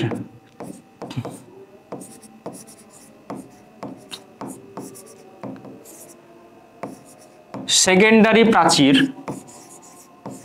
এটা কোনটা, এই যে আমাদের ভিতরের দিকে আছে সেটা হচ্ছে এখানে আমরা পাচ্ছি সেকেন্ডারি প্রাচীর। এখানে আমরা নতুন ভাবে অঙ্কন করব, এটা হচ্ছে আমাদের সেকেন্ডারি প্রাচীর। সেকেন্ডারি প্রাচীর বিভিন্ন স্তর হয়, হ্যাঁ প্রায় 3 স্তর পর্যন্ত বিস্তৃত হয়। এই পুরো অংশটাই হচ্ছে আমাদের সেকেন্ডারি প্রাচীরের অন্তর্ভুক্ত। তাহলে আমরা পাচ্ছি কি, কোষের সবচেয়ে বাইরের স্তর কি, আমাদের মধ্যপর্দা হচ্ছে কোষের, হ্যাঁ কোষ প্রাচীরের সবচেয়ে বাইরের স্তর, 3টে স্তর নিয়ে গঠিত। একটা সবচেয়ে বাইরের স্তর হচ্ছে মধ্যপর্দা, এরপরে বাইরের স্তরের থেকে আরেকটু ভিতরের দিকে কি আছে, আরেকটু ভিতরের দিকে আছে প্রাথমিক প্রাচীর, যেটা কি প্রাথমিক প্রাচীর সবসময় এক স্তর বিশিষ্ট হবে, প্রাথমিক প্রাচীর সবসময় এক স্তর বিশিষ্ট হবে। এরপরে আমাদের আরেকটু ভিতরের দিকে কি আছে, এই যে এই লেয়ারটা আছে সেটাকে বলতেছি আমরা সেকেন্ডারি প্রাচীর। সেকেন্ডারি প্রাচীর কয়েক স্তর বিশিষ্ট হয়, প্রায় 3 স্তর বিশিষ্ট হয়। তো এই যে আমাদের এই আমরা এইভাবে করে চিত্র আঁকতে পারি, এভাবে করে চিত্র অঙ্কন করতে পারি যে আমাদের কোষ প্রাচীর এটা হচ্ছে 3 স্তর বিশিষ্ট। সবচেয়ে বাইরের স্তর, সবচেয়ে বাইরের স্তরটা হচ্ছে আমাদের মধ্য পর্দা, তারপরে ভেতরের দিকের স্তর হচ্ছে আমাদের প্রাথমিক প্রাচীর, তারপরে ভিতরের প্রাচীর যেটা সবচেয়ে ভিতরে থাকে সেটা হচ্ছে আমাদের সেকেন্ডারি বা গৌণ প্রাচীর। এরপরে কি করতে হবে, গঠন চিত্র সহ ব্যাখ্যা করতে হবে। গঠন ব্যাখ্যা, তো গঠন ব্যাখ্যা করবে কি হবে, এই যে আমাদের কোষ প্রাচীর সেটা হচ্ছে আমাদের খুবই জটিল একটা গঠনে গঠিত, যেটা কি হয় সাধারণত সেলুলোজ, হেমিসেলুলোজ, লিগনিন, পেকটিন, সুবিডিন এই জিনিসগুলো নিয়ে গঠিত হয়ে থাকে। তারপরে আমাদের কয়টা স্তর আছে, 3টে স্তর আছে, মধ্য পর্দা আছে, প্রাথমিক প্রাচীর আছে, সেকেন্ডারি প্রাচীর আছে। সেকেন্ডারি প্রাচীর সাধারণত 2 থেকে 3 স্তর বিশিষ্ট হয়, আমাদের প্রাথমিক প্রাচীর সবসময় 1 স্তর বিশিষ্ট হয়। আর আমাদের কি হয়, আমাদের হচ্ছে যে আমাদের যে কোষ প্রাচীর আছে সেটা উদ্ভিদ কোষের অনন্য বৈশিষ্ট্য, যেটা আমাদের এক কোষ থেকে আরেক কোষের মধ্যে বিভিন্ন বস্তু চলাচল নিয়ন্ত্রণ করে। এইরকম ভাবে বর্ণনা করে দিলে আমাদের হয়ে যায়, স্যার কিছু লাগতেছে না। এরপরের প্রশ্ন চলে যায় আমরা, সেন্ট্রোজোমের গঠন ব্যাখ্যা করতে হবে। এর পরের প্রশ্ন হচ্ছে আমাদের যে সেন্ট্রোজোম আছে এই সেন্ট্রোজোমের গঠন ব্যাখ্যা করতে হবে। তো সেন্ট্রোজোম কি জিনিস, খুবই ছোট প্রশ্ন, খুব বড় প্রশ্ন না। সেন্ট্রোজোম নিউক্লিয়াসের কাছাকাছি কোষের মধ্যে কি আমরা নিউক্লিয়াসের কাছাকাছি কি দেখতে পাই, আমরা নিউক্লিয়াসের কাছাকাছি 2টা নলাকার বিভিন্ন বস্তু দেখতে পাই নিউক্লিয়াসের কাছাকাছি। এই যে আমরা 2টা কি পেলাম, এই 2টাই হচ্ছে আমাদের হচ্ছে কি, এটা সেন্ট্রোজোম না, এটা হচ্ছে আমাদের সেন্ট্রিওল। এই যে 2টা বস্তু পেলাম এটা হচ্ছে আমাদের সেন্ট্রিওল। এই সেন্ট্রিওলের চারিদিকে কিছু তরল থাকে, মাতৃকা থাকে, এই মাতৃকা গুলোকে বলা হয় সেন্ট্রোস্ফিয়ার। মাতৃকা কি আমরা ডট ডট দিয়ে সবসময় চিহ্নিত করব, এটাই হচ্ছে আমাদের সেন্ট্রোস্ফিয়ার। এই সেন্ট্রোস্ফিয়ার সহযোগে এই যে পুরো অংশটা পাচ্ছি সেটাকে বলতেছি আমরা সেন্ট্রোজোম। তাহলে এটা কি, এই যে পুরো চিত্রটা পেলাম এই চিত্রটাই হচ্ছে আমাদের সেন্ট্রোজোম বা সেন্ট্রোসোম। সেন্ট্রোজোম এখানে কি হলো, এটা হচ্ছে আমাদের সেন্ট্রোস্ফিয়ার,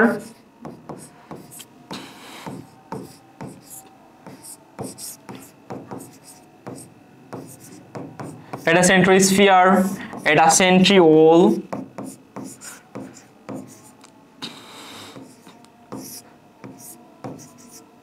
এটা হচ্ছে সেন্ট্রিওল। এই যে এটা হচ্ছে আমাদের সেন্ট্রোজোমের গঠন। এই আর কি, এটুকুই, আর কিছু লাগবে না। আমাদের সেন্ট্রোজোম খুবই ছোট একটা অংশ।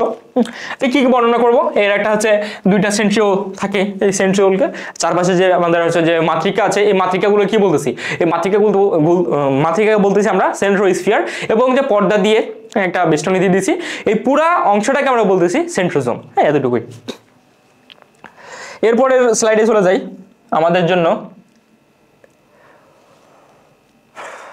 এখানে চিত্র ছিল, চিত্রগুলো মিশে গেছে। সেটা হচ্ছে মানুষের রক্ত কি জিনিস। আমরা দেখি রক্ত কি জিনিস। রক্ত হচ্ছে, জাস্ট সংখ্যা বসাই দিতে হবে, রক্ত কি একজন হচ্ছে যে ক্ষারীয়। রক্তের পিএইচ কত, রক্তের পিএইচ হচ্ছে 7.35 টু 7.45, এটা হচ্ছে রক্তের পিএইচ। তাই কি এটা 7-এর চেয়ে বেশি না, তাহলে কি রক্ত হচ্ছে ঈষৎ ক্ষারীয়, খুব বেশি না, হালকা একটু বেশি, হালকা। সেটা কি রক্ত হচ্ছে ঈষৎ ক্ষারীয় অর্ধস্বচ্ছ একটা তরল পদার্থ বা তরল যোজক কলা, এটা হচ্ছে রক্ত। এরপর হচ্ছে মানুষের আবরণী টিস্যুকে ট্রানজিশনাল আবরণী বলা হয়। কেন আবরণী টিস্যুকে কি বলতেছি, ট্রানজিশনাল আবরণী বলতেছি। এখন আমাদের জানতে হবে, খুবই সোজা প্রশ্ন, ট্রানজিশনাল মানে কি জিনিস। এটা জানলে আমাদের হয়ে যাচ্ছে। আমাদের ট্রানজিশনাল মানে হচ্ছে আমাদের কি ক্ষণস্থায়ী। হ্যাঁ, আমাদের ট্রানজিশনাল মানে ক্ষণস্থায়ী। তো আমাদের যে মানুষের আবরণী টিস্যুগুলো আছে, আবরণী টিস্যু সাধারণত শীঘ্র স্ট্র্যাটিফাইড হয়। তো এগুলো কি হয়, একটা আমাদের ভিত্তি পর্দা থাকে, এই ভিত্তি পর্দার মধ্যে আমাদের বিভিন্ন ধরনের কোষ সজ্জিত থাকে এবং কোষগুলো কি বিভিন্ন স্তরে সজ্জিত থাকে। বিভিন্ন স্তরে এই কোষগুলো সজ্জিত থাকে। তো অবশ্যই এই ভিটা আঁকার চেষ্টা করি, তাহলে কি আমরা নিউক্লিয়াস অঙ্কন করব। নিউক্লিয়াস যদি আমরা না দিই তো আমাদের চিত্রই হবে না, আমাদের জিরো দিয়ে রেখে দিবে। হ্যাঁ, সেহেতু আমাদের একটা ভিত্তি পর্দা থাকে, তার উপর এই যে ট্রানজিশনাল আবরণী থাকে। হ্যাঁ, বিভিন্ন ধরনের কোষগুলো সজ্জিত থাকে। এই যে পুরা অংশটা, এটা কি 3 স্তর বিশিষ্ট, 4 স্তর, প্রায় কি অনেক স্তর হতে পারে। 6-7 স্তর হতে পারে। তো বিভিন্ন সময়ে এই যে স্তরগুলা বা এই যে কোষগুলা ক্ষয় হয়ে যায়। মানে কি ক্ষণস্থায়ী, যেহেতু ক্ষণস্থায়ী সে কি ক্ষয় হয়ে পড়ে যাবে, আবার নতুন নতুন কোষ গজাবে। এই যে আমাদের ক্ষয় হয়ে যাচ্ছে, নতুন নতুন কোষ গজাচ্ছে, এই জন্য এটাকে বলা হয় কি ট্রানজিশনাল আবরণী। এই যে আমাদের স্কিনগুলো আছে, স্কিনও একটা আবরণী। হ্যাঁ, এই আবরণীটা কি হচ্ছে বিভিন্ন সময় ক্ষয় হয়ে যাচ্ছে। যেমন আমরা এটা যারা সিআইডি দেখো তারা খুব ভালোভাবে এটা বলতে পারবা যে আমাদের যে সিআইডিতে এই যে আমাদের পরীক্ষা নিরীক্ষা করে ফরেন্সিক ল্যাবরেটরিতে, তো একজনকে কেউ যদি কি মারার জন্য যায়, হ্যাঁ, তো মেরে মনে করে চলে গেছে, কোনো ফরেন্সিক এভিডেন্স ওখানে নাই, কোনো তথ্য প্রমাণ নাই, তাহলে কিভাবে বের করবে? মনে করে একটা চাকু ফেলে গেছে, ওই চাকুর মধ্যে ফিঙ্গারপ্রিন্ট পাবে। হ্যাঁ, যেখানে সে কাজ করেছে তার হাতের বিভিন্ন কোষ ওখানে পাওয়া যাবে। কারণ কি আমাদের প্রতিনিয়ত শত শত কোষ আমাদের হচ্ছে যে বডি থেকে খসে পড়ে যায়। তো এই যে আমাদের খসে পড়ে যাচ্ছে, এই যে এগুলা, এই যে যেহেতু আমাদের আবরণী থেকে খসে পড়তেছে, এই জন্য একে বলা হচ্ছে ট্রানজিশনাল আবরণী। এরপরে হচ্ছে আমাদের যেটা চিত্র ছিল সেটা কি, চিত্রর মধ্যে আমাদের এখানে ছিল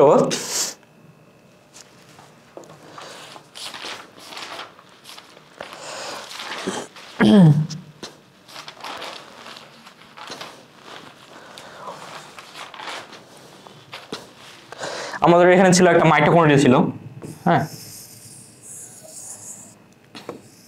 খুবই সোজা চিত্র এটা। হ্যাঁ, এই যে আমাদের টেস্টিকুলার মধ্যে যদি আমরা দিয়ে দিই একটা মাইটোকন্ড্রিয়া হয়ে যাবে।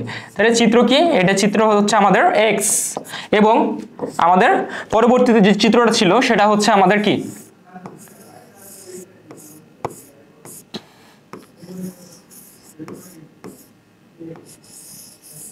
খুবই সোজা চিত্র আঁকানো, খুব কঠিন না, একদম সোজা।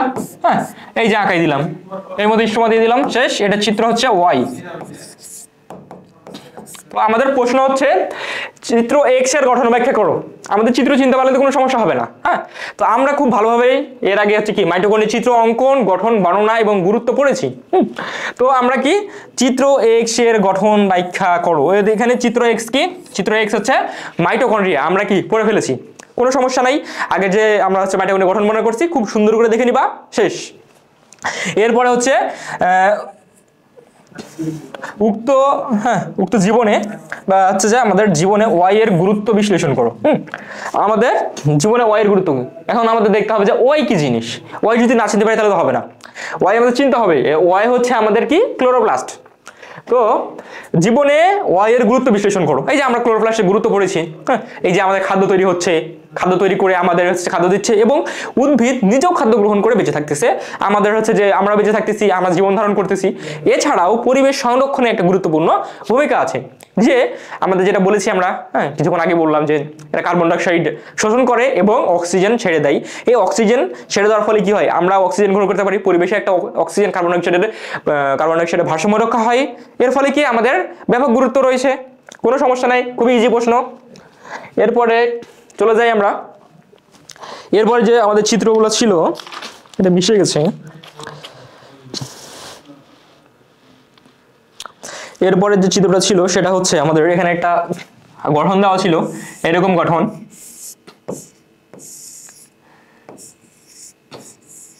এই যে গঠন দেওয়া আছে, হ্যাঁ, বুঝতেই পারতেছো তোমরা আমি কি আঁকাচ্ছি। হ্যাঁ, যেহেতু যারা ক্লাস করেছো এতক্ষণ বুঝে যাওয়ার কথা আমি এটা কি আঁকালাম।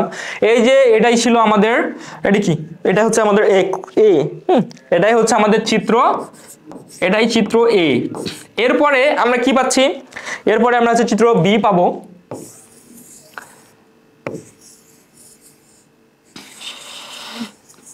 এটাই হচ্ছে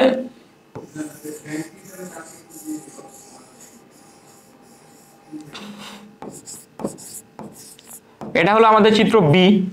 এরপর আর একটা চিত্র আছে, সেটা হচ্ছে আমাদের চিত্র সি।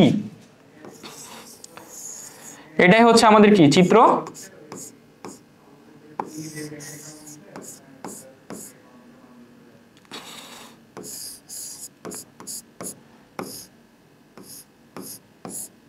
এটাই হচ্ছে আমাদের চিত্র সি। যারা দেখুন ক্লাস করেছো তারা খুব সহজেই বুঝতে পারবা, খুবই ইজি প্রশ্ন এটা।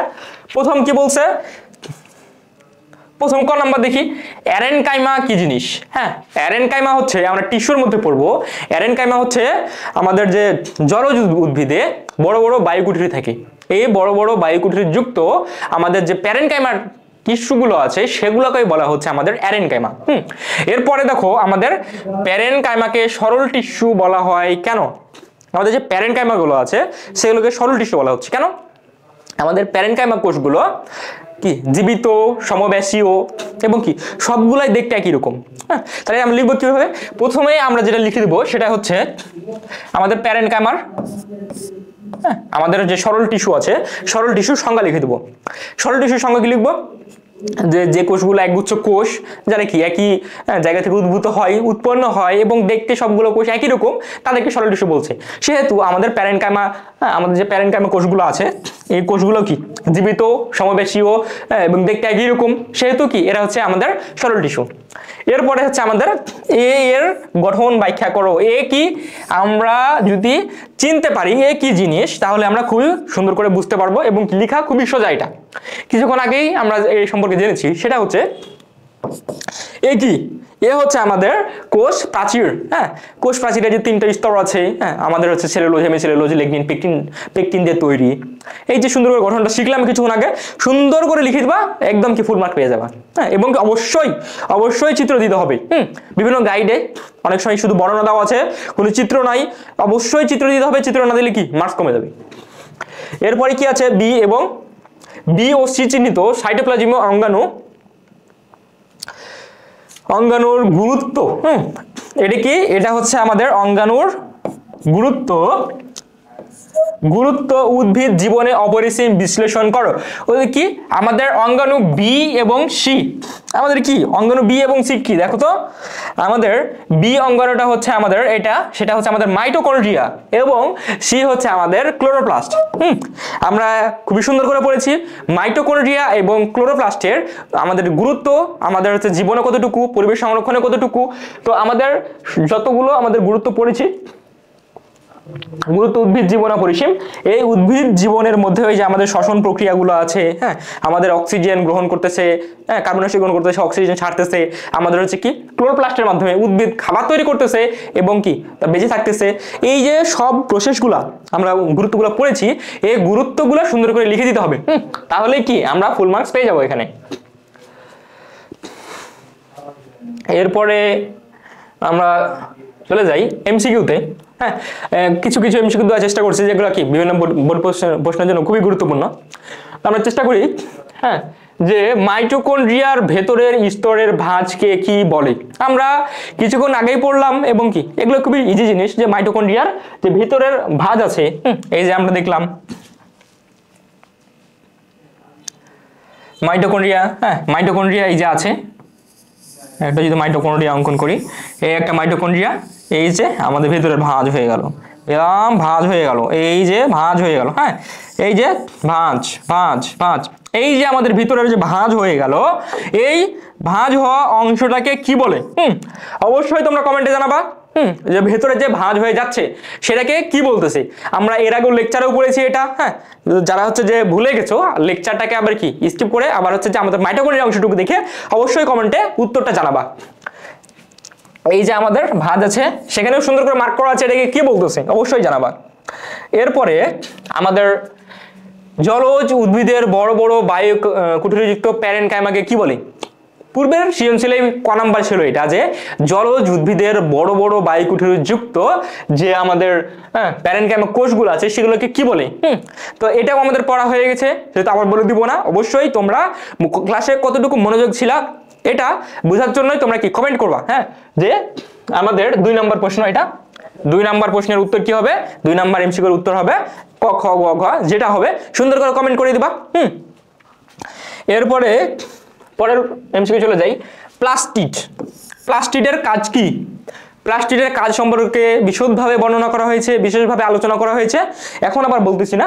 তাহলে তো আমাদের কি আছে, খাদ্য প্রস্তুত করা, জীবাণু ধ্বংস করা, হ্যাঁ, শক্তি উৎপাদন করা, তারপরে জীবের বৈশিষ্ট্য নিয়ন্ত্রণ। কোনটা হবে? খুবই সোজা প্রশ্ন, এই প্রশ্নগুলোই বোর্ড পরীক্ষায় এসে থাকে। তো কোনটা হবে কমেন্টে জানাই দিবা। এরপরে হচ্ছে আমাদের ঝিল্লিবিহীন সাইটোপ্লাজমীয় অঙ্গাণু কোনটি? আমাদের যে এখানে অঙ্গাণুগুলো আছে এগুলোর মধ্যে কিছু কিছু ঝিল্লি যুক্ত আছে, আমরা বিভিন্ন জায়গায় দেখেছি, কোনগুলা দ্বি-আবরণ বিশিষ্ট আছে এবং কোনগুলো আবরণ বিহীন আছে। তো যেটা আবরণ থাকে না সেটাই কি আমাদের ঝিল্লিবিহীন। এর মধ্যে আমরা কি গলগি বডিও আমাদের আবরণী আছে, লাইসোসোমের, হ্যাঁ, লাইসোসোমের তো অবশ্যই আবরণী আছে, কারণ কি লাইসোসোমকেও বলা হয় আত্মঘাতী থলিকা বা স্কোয়াড বলা হয়। হ্যাঁ, এই যে বিভিন্ন সময় আত্মঘাতী বল দিয়ে দেয় না, এরকম আত্মঘাতী, এরা আত্মঘাতী, আত্মঘাতী অঙ্গাণু। কেন? কারণ এই লাইসোসোমের মধ্যে, এই যে একটা লাইসোসোম আছে, এর মধ্যে বিভিন্ন ধরনের কি থাকে, এনজাইম থাকে। এই এনজাইমগুলা যদি এই মেমব্রেন না থাকতো, কোনো ঝিল্লি না থাকতো, তো এই আমাদের হচ্ছে যে ভিতরে যে এনজাইমগুলা ছিল এগুলা কি টিস্যুকে একদম ধ্বংস করে ফেলবে, একদম খেয়ে ফেলবে। হ্যাঁ, তো যদি মেমব্রেন না থাকতো, তো এই তো আমাদের কি, আমাদের যে কোষ আছে, আমাদের যে কোষ আছে, কোষের মধ্যে এই হচ্ছে যে এনজাইমগুলো বের হয়ে এই কোষ পুরোটাকে খেয়ে ফেলতো। মাইটোকন্ড্রিয়া, নিউক্লিয়াস সবকিছু খেয়ে ফেলতো। এই জন্য কি আমাদের কোষটা ধ্বংস হয়ে যেত। এই জন্য বলা হচ্ছে আত্মঘাতী অঙ্গাণু। তাহলে কি অবশ্যই আর মেমব্রেন থাকা লাগবে। হ্যাঁ, তারপরে হচ্ছে যে আমাদের কোষ গহ্বর। কোষ গহ্বর তো আমরা দেখেছি, হ্যাঁ, অঙ্কন করে দেখলাম যে কি কোষ গহ্বর থাকে, তো বাইরে একটা অবশ্যই আবরণী থাকে, যারা কি বিভিন্ন ধরনের তরল পদার্থ ধারণ করে। তো কোষ গহ্বরের আবরণী আছে, তাহলে আবরণী নাই কোনটা? হ্যাঁ, এই যে আমাদের রাইবোজোম আছে, রাইবোজোমের কোনো আবরণী নাই। এরপরে হচ্ছে সিডো স্ট্র্যাটিফাইড আবরণী টিস্যু কোথায় পাওয়া যায়? আমাদের হচ্ছে যে বইয়ে, হ্যাঁ, আমাদের বায়োলজি বইয়ে খুব সুন্দর করে লেখা আছে যে সিডো স্ট্র্যাটিফাইড আবরণী টিস্যু কোথায় পাওয়া যায়, কলামনার আবরণী টিস্যু কোথায় পাওয়া যায়, স্কোমাস কোথায় পাওয়া যায়, সবগুলো খুবই গুরুত্বপূর্ণ পড়ে নিবা। তো আমাদের যে সিডো স্ট্র্যাটিফাইড আবরণী টিস্যু পাওয়া যায় সেটা হচ্ছে আমাদের শ্বসনতন্ত্রে। হ্যাঁ, আমাদের যে ট্রাকিয়া আছে, আমাদের এই যে ট্রাকিয়া পুরো অংশটাই আমাদের কি পাবো, আমরা হচ্ছে আমাদের হচ্ছে যে সিডো স্ট্র্যাটিফাইড আবরণী টিস্যু পাবো। এরপরে আমরা যাই, এরপর আমরা কি টিস্যু অংশের মধ্যে চলে আসলাম। আমরা এরপরে আমরা যেটা আসলাম সেটা হচ্ছে টিস্যু অংশের মধ্যে। তো টিস্যু নিয়ে আমরা একটু আলোচনা করার চেষ্টা করি। এই যে আমাদের টিস্যু, কোষ পড়লাম, তারপরে চলে আসলাম আমরা টিস্যুতে। এখন কথা হচ্ছে টিস্যু কি জিনিস? টিস্যু হচ্ছে কতগুলা কোষ, একগুচ্ছ কোষ একই জায়গা থেকে উৎপন্ন হয়, একই জায়গা থেকে উৎপন্ন হয়। যেমন যদি আমরা ধরি যে আমাদের যে মাসলগুলো আছে, এই মাসলগুলো কিন্তু একটা টিস্যু, আমাদের প্রাণী টিস্যু এটা। হ্যাঁ, এই যে মাসলগুলো আছে, মাসলগুলো কোথা থেকে তৈরি হয়? সবগুলোই আমাদের ভ্রূণীয় মেসোডার্ম থেকে তৈরি হয়। এছাড়াও যদি আমি অন্য কিছু বলি, যে আমাদের ভ্রূণীয় মেসোডার্ম থেকে তৈরি হলো। তো এইরকম যে আমাদের টিস্যুগুলো আছে, এই যে কোনো টিস্যু, এক জায়গার টিস্যু অবশ্যই একটা নির্দিষ্ট অংশ থেকে তৈরি হতে হবে। তো আমাদের যে উদ্ভিদ যে টিস্যুগুলো আছে সবগুলো কি আমাদের হচ্ছে যে প্রোক্যাম্বিয়াম থেকে তৈরি হয়। হ্যাঁ, তো এই যে জিনিসগুলো আমাদের তৈরি হচ্ছে, তো টিস্যুগুলো কি আমাদের একগুচ্ছ কোষ একই জায়গা থেকে উৎপন্ন হবে। হ্যাঁ, তারপর হচ্ছে কি এরা একই ধরনের কাজ করবে। হ্যাঁ, ওই যে আমাদের মাসল কি করে, আমাদের এই যে হাতকে সংকোচন করে, এখানে সবগুলা কোষ, অনেক ধরনের কোষ আছে, এখানে অনেকগুলো কোষ আছে, সবগুলো মিলে কি সংকোচন করতেছে। আমাদের যে প্যারেনকাইমা কোষগুলো আছে, অনেকগুলো কোষ একসাথে একই রকমের কাজ করতেছে, খাদ্য সঞ্চয় করতেছে, হ্যাঁ, দৃঢ়তা প্রদান করতেছে। এই যে একই ধরনের কাজগুলো করতেছে, এর জন্য এর কি, এরা হচ্ছে টিস্যু। এরপর হচ্ছে আমাদের টিস্যু কয় প্রকার? টিস্যুকে আমরা কয় ভাগে ভাগ করছি বলো দেখি? আমাদের টিস্যুকে আমরা 3 ভাগে ভাগ করছি। কি কি? না, প্রথমত আমরা টিস্যুকে 2 ভাগে ভাগ করছি, 3 ভাগে না। প্রথমত আমরা টিস্যুকে আমরা কি 2 ভাগে ভাগ করছি। একটা কি, একটা হচ্ছে আমাদের ভাজক টিস্যু, একটা হচ্ছে আমাদের ভাজক টিস্যু, আর একটা হচ্ছে আমাদের স্থায়ী টিস্যু। একটা ভাজক টিস্যু আর একটা স্থায়ী টিস্যু। তো ভাজক টিস্যু কোনগুলা? খুবই বেসিক জিনিস এটা। ভাজক টিস্যু হচ্ছে যে টিস্যুগুলা বিভাজনে সক্ষম। বিভাজনের মনে করে 10টা আছে, বিভাজিত হয়ে 20টা 30টা 50টা 100টা হাজার হাজার হয়ে যাচ্ছে। তো এই যে ভাজন, হ্যাঁ, একটা কোষ একটা টিস্যু বিভাজিত হয়ে আরো বেশি বেশি তৈরি করতেছে, সেটাই হচ্ছে আমাদের ভাজক টিস্যু। আর স্থায়ী টিস্যু কোনটা? যে টিস্যু কখনো বিভাজিত হতে পারবে না, হ্যাঁ, ওটা সবসময় স্থায়ী হয়ে গেছে এবং একটা সময় মারা যাবে, কখনো আর বিভাজিত হয়ে নতুন কোষ বা নতুন টিস্যু তৈরি করবে না, সেটাই হচ্ছে আমাদের স্থায়ী টিস্যু। তো এই যে আমাদের ভাজক টিস্যু আর এই যে আমাদের স্থায়ী টিস্যু। তো আজকের আমাদের যে আলোচ্য বিষয় সেটা হচ্ছে আমাদের কি, আজকের আলোচ্য বিষয়টা হচ্ছে আমাদের স্থায়ী টিস্যু সম্পর্কে। ভাজক টিস্যু সম্পর্কে আজকে আমরা আলোচনা করব না, বা আমাদের সিলেবাসের মধ্যে ভাজক টিস্যু সম্পর্কে আলোচনা করা নাই। আমরা ভাজক টিস্যু সম্পর্কে আমাদের হচ্ছে যে ইন্টারে জানবো এই সম্পর্কে। তো আমাদের যে স্থায়ী টিস্যু আছে, স্থায়ী টিস্যুকে আবার কয় ভাগে ভাগ করা হচ্ছে? আমাদের যে স্থায়ী টিস্যু আছে এই স্থায়ী টিস্যুকে আমরা 3 ভাগে ভাগ করতেছি। 1 2 3। কি কি বলো দেখি? আমাদের যে স্থায়ী টিস্যু আছে সেটা হচ্ছে আমাদের একটা হচ্ছে সরল টিস্যু, একটা হচ্ছে আমাদের জটিল টিস্যু, আরেকটা কি, আরেকটা হচ্ছে আমাদের ক্ষরণকারী, হ্যাঁ, ক্ষরণকারী বা নিঃস্রাবী টিস্যু। এরা হচ্ছে ক্ষরণকারী টিস্যু। হ্যাঁ, খুবই গুরুত্বপূর্ণ জিনিস এগুলো, হচ্ছে কি আমাদের বেসিক জিনিস একদম। তো এগুলো হচ্ছে কি আমাদের একদম বেসিক জিনিস, এগুলো আমাদের অবশ্যই জানতে হবে। তো আমাদের, হ্যাঁ, এই যে সরল টিস্যু, জটিল টিস্যু এবং ক্ষরণকারী। তো আজকে আমরা এই যে আমাদের কি আছে, আমাদের যে ক্ষরণকারী টিস্যুগুলো আছে, ক্ষরণকারী টিস্যু সম্পর্কে আমাদের সিলেবাসে কোনো আলোচনা নাই, আমরা এই সম্পর্কে জানবো। আমরা জানবো হচ্ছে আমাদের সরল টিস্যু এবং জটিল টিস্যু সম্পর্কে। আমাদের যে সরল টিস্যু আছে এই সরল টিস্যুকে কয় ভাগে ভাগ করা হয়েছে বলো দেখি? এই সরল টিস্যুকে ভাগ করা হয়েছে 3 ভাগে। কি কি কি কি ভাগে ভাগ করা হয়েছে? সরল টিস্যুকে ভাগ করা হয়েছে 3 ভাগে। একটা হচ্ছে আমাদের প্যারেনকাইমা টিস্যু,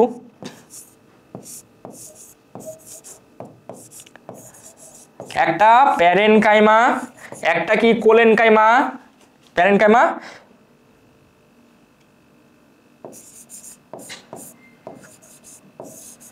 কোলেনকাইমা, আরেকটা হচ্ছে আমাদের স্ক্লেরেনকাইমা।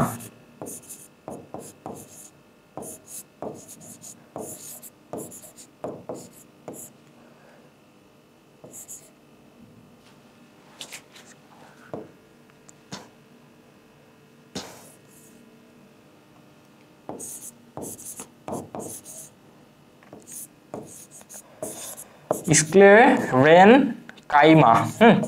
এই যে আমরা 3 ভাগে ভাগ করছি, তারপরে হচ্ছে যে এই 3 ভাগে ভাগ করলাম। তো এভাবে আমরা জানবো। আর হচ্ছে যে জটিল টিস্যু আছে, জটিল টিস্যুর মধ্যে আমাদের কি আছে? জাইলেম এবং ফ্লোয়েম আছে, এই সম্পর্কে আমাদের কি জানতে হবে। তো এগুলো হচ্ছে আমাদের বেসিক, হ্যাঁ, এগুলো আমাদের অবশ্যই জানা লাগবে। বই সুন্দর করে লেখা আছে, অবশ্যই পড়ে যেতে হবে, নাহলে এমসিকিউগুলো মিস হয়ে যাবে। আমাদের টিস্যু থেকে আমাদের বিভিন্ন ধরনের সৃজনশীল আছে, এইগুলো মিস হয়ে যাবে। তো অবশ্যই আমাদের পরবর্তী যে আমাদের গুরুত্বপূর্ণ টপিকগুলো আছে, আমাদের কোশ্চিন অ্যানালাইসিস করে প্রায় সব কোশ্চিনে আমাদের কয়েকটা টপিকের মধ্যে নিয়ে আসা হয়েছে, এর মধ্যেই কোশ্চিন হবে, অবশ্যই কি দেখতে থাকো। এরপরে আছে আমাদের প্যারেনকাইমা, কোলেনকাইমা, স্ক্লেরেনকাইমার তুলনামূলক আলোচনা এবং বৈশিষ্ট্য এবং চিত্র। গুরুত্বপূর্ণ জিনিস কি? অবশ্যই আমাদের চিত্র সম্পর্কে ভালোভাবে ধারণা রাখতে হবে। এই যে আমাদের চিত্র, বৈশিষ্ট্য, এগুলো খুবই আসে পরীক্ষায়। কখনো কি আছে, কখনো আমাদের প্যারেনকাইমা এবং কোলেনকাইমার মধ্যে আসে, কখনো আমাদের প্যারেনকাইমা এবং স্ক্লেরেনকাইমার মধ্যে আছে, কোলেনকাইমা স্ক্লেরেনকাইমার মধ্যে আছে, মানে দুইটা তুলে দেয়, এর মধ্যে থেকে আমাদের কি হবে? লিখতে হবে। তো প্রথমত আমাদের যেটা জানতে হবে সেটা হচ্ছে আমাদের চিত্র সম্পর্কে জানতে হবে। অবশ্যই চিত্র অঙ্কন করতে হবে। আজকে আমরা হচ্ছে চিত্র অঙ্কন করি। তাহলে এখন প্যারেনকাইমার যে বৈশিষ্ট্যগুলো ছিল সেখানে হচ্ছে আমাদের যে প্যারেনকাইমা কোষগুলো হচ্ছে আমাদের কি জীবিত কোষ, জীবিত সমবেশীয় একই রকম কোষ হবে। এরা কি জীবিত হবে এবং কি হবে? এরা সমবেশীয় হবে, সজীব, এরা হবে সজীব। এই যে আমাদের খুব সুন্দর সুন্দর চিত্র আঁকা হয়ে গেছে, চিত্র আঁকা হয়ে গেছে। এবার বসাই দিতে হবে কি? আমাদের প্রত্যেকটা কোষ তৈরির জন্য সবচেয়ে গুরুত্বপূর্ণ যে জিনিসটা আমরা বারবার ভুল করি, এই ভুলটা কখনোই করা যাবে না। এটা ভুল করলে কিন্তু একদম 0 দিয়ে দেবে চিত্রতে। সেটা কি? অবশ্যই চিত্রের মধ্যে আমাদের কি নিউক্লিয়াস দিতে হবে। অবশ্যই নিউক্লিয়াস দিতে হবে। এটা হচ্ছে আমাদের চিত্র কিসের? এটা হচ্ছে আমাদের চিত্র প্যারেনকাইমা। প্যারেনকাইমা,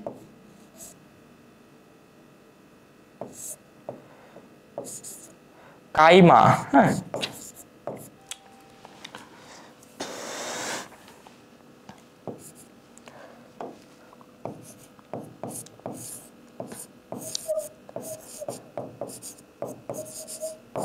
এটা হচ্ছে আমাদের প্যারেনকাইমা। তো দেখো তো আমাদের প্যারেনকাইমা কোষগুলো কিরকম। হ্যাঁ, খুবই সুন্দর একটা চিত্র। সেটা হচ্ছে আমাদের প্যারেনকাইমা যে কোষগুলো আছে সেগুলো কি জীবিত। মানে কি জীবিত, মানে কি প্রোটোপ্লাজম পূর্ণ, একদম জীবিত টিস্যু।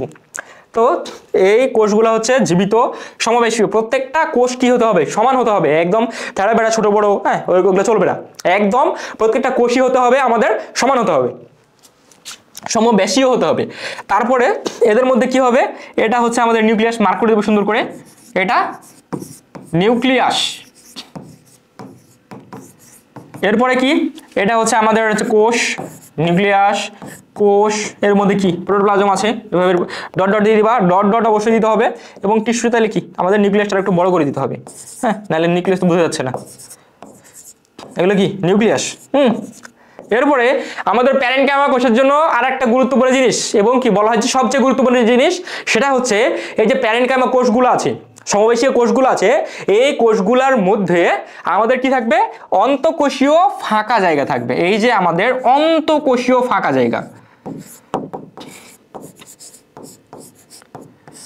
অন্তঃকোষীয় ফাঁক থাকবে।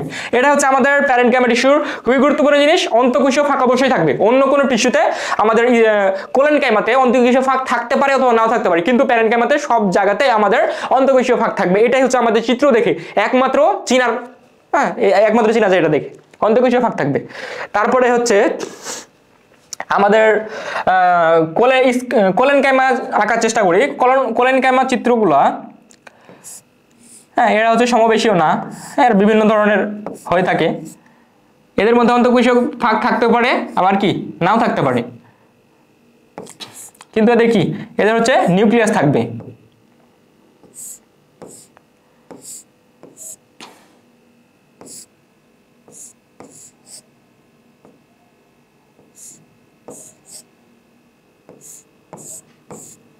এই যে আমাদের চিত্র হয়ে গেছে সুন্দর। আমরা চাইলে এর মধ্যে অন্তঃকোষীয় ফাঁক দিতে পারি, যেমন এখানে একটা অন্তঃকোষীয় ফাঁক দিয়ে দিলাম। অন্তঃকোষীয় ফাঁক থাকে অথবা না থাকতে পারে, অথবা না থাকতে পারে, এটা ম্যান্ডেটরি না। তাহলে আমাদের আরেকটা কি জিনিস বাকি আছে? চিত্র কোলেনকাইমা।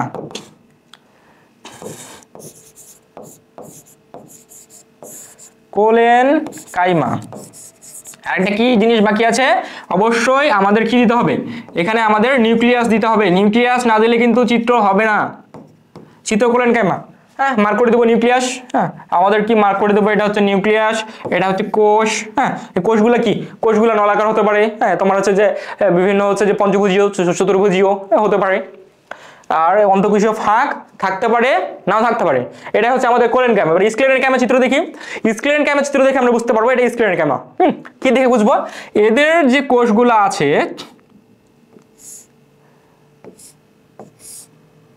এই যে একটা স্ক্লেরেনকাইমা, এই যে সুন্দরভাবে এঁকে দিলাম।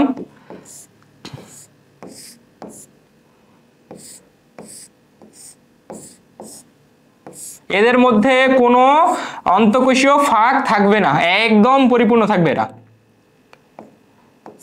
একদম পরিপূর্ণ। এবং এই যে স্ক্লেরেনকাইমা কোষগুলো, এগুলার মধ্যে কি আমরা নিউক্লিয়াস দিতে ভুলে গেছি, তাই না? না, আমরা এখানে নিউক্লিয়াস দিতে ভুলি নাই। এখানে যদি আমরা নিউক্লিয়াস দিই তাহলে কি আমাদের মার্কেটে রেখে দিবে। কারণ কি আমাদের স্ক্লেরেনকাইমা কোষগুলো হচ্ছে মৃত। মৃত কোষে কখনো নিউক্লিয়াস থাকে না। মৃত কোষে কখনো নিউক্লিয়াস থাকবে না। তাহলে এটি কি? এটা হচ্ছে চিত্র স্ক্লেরেনকাইমা।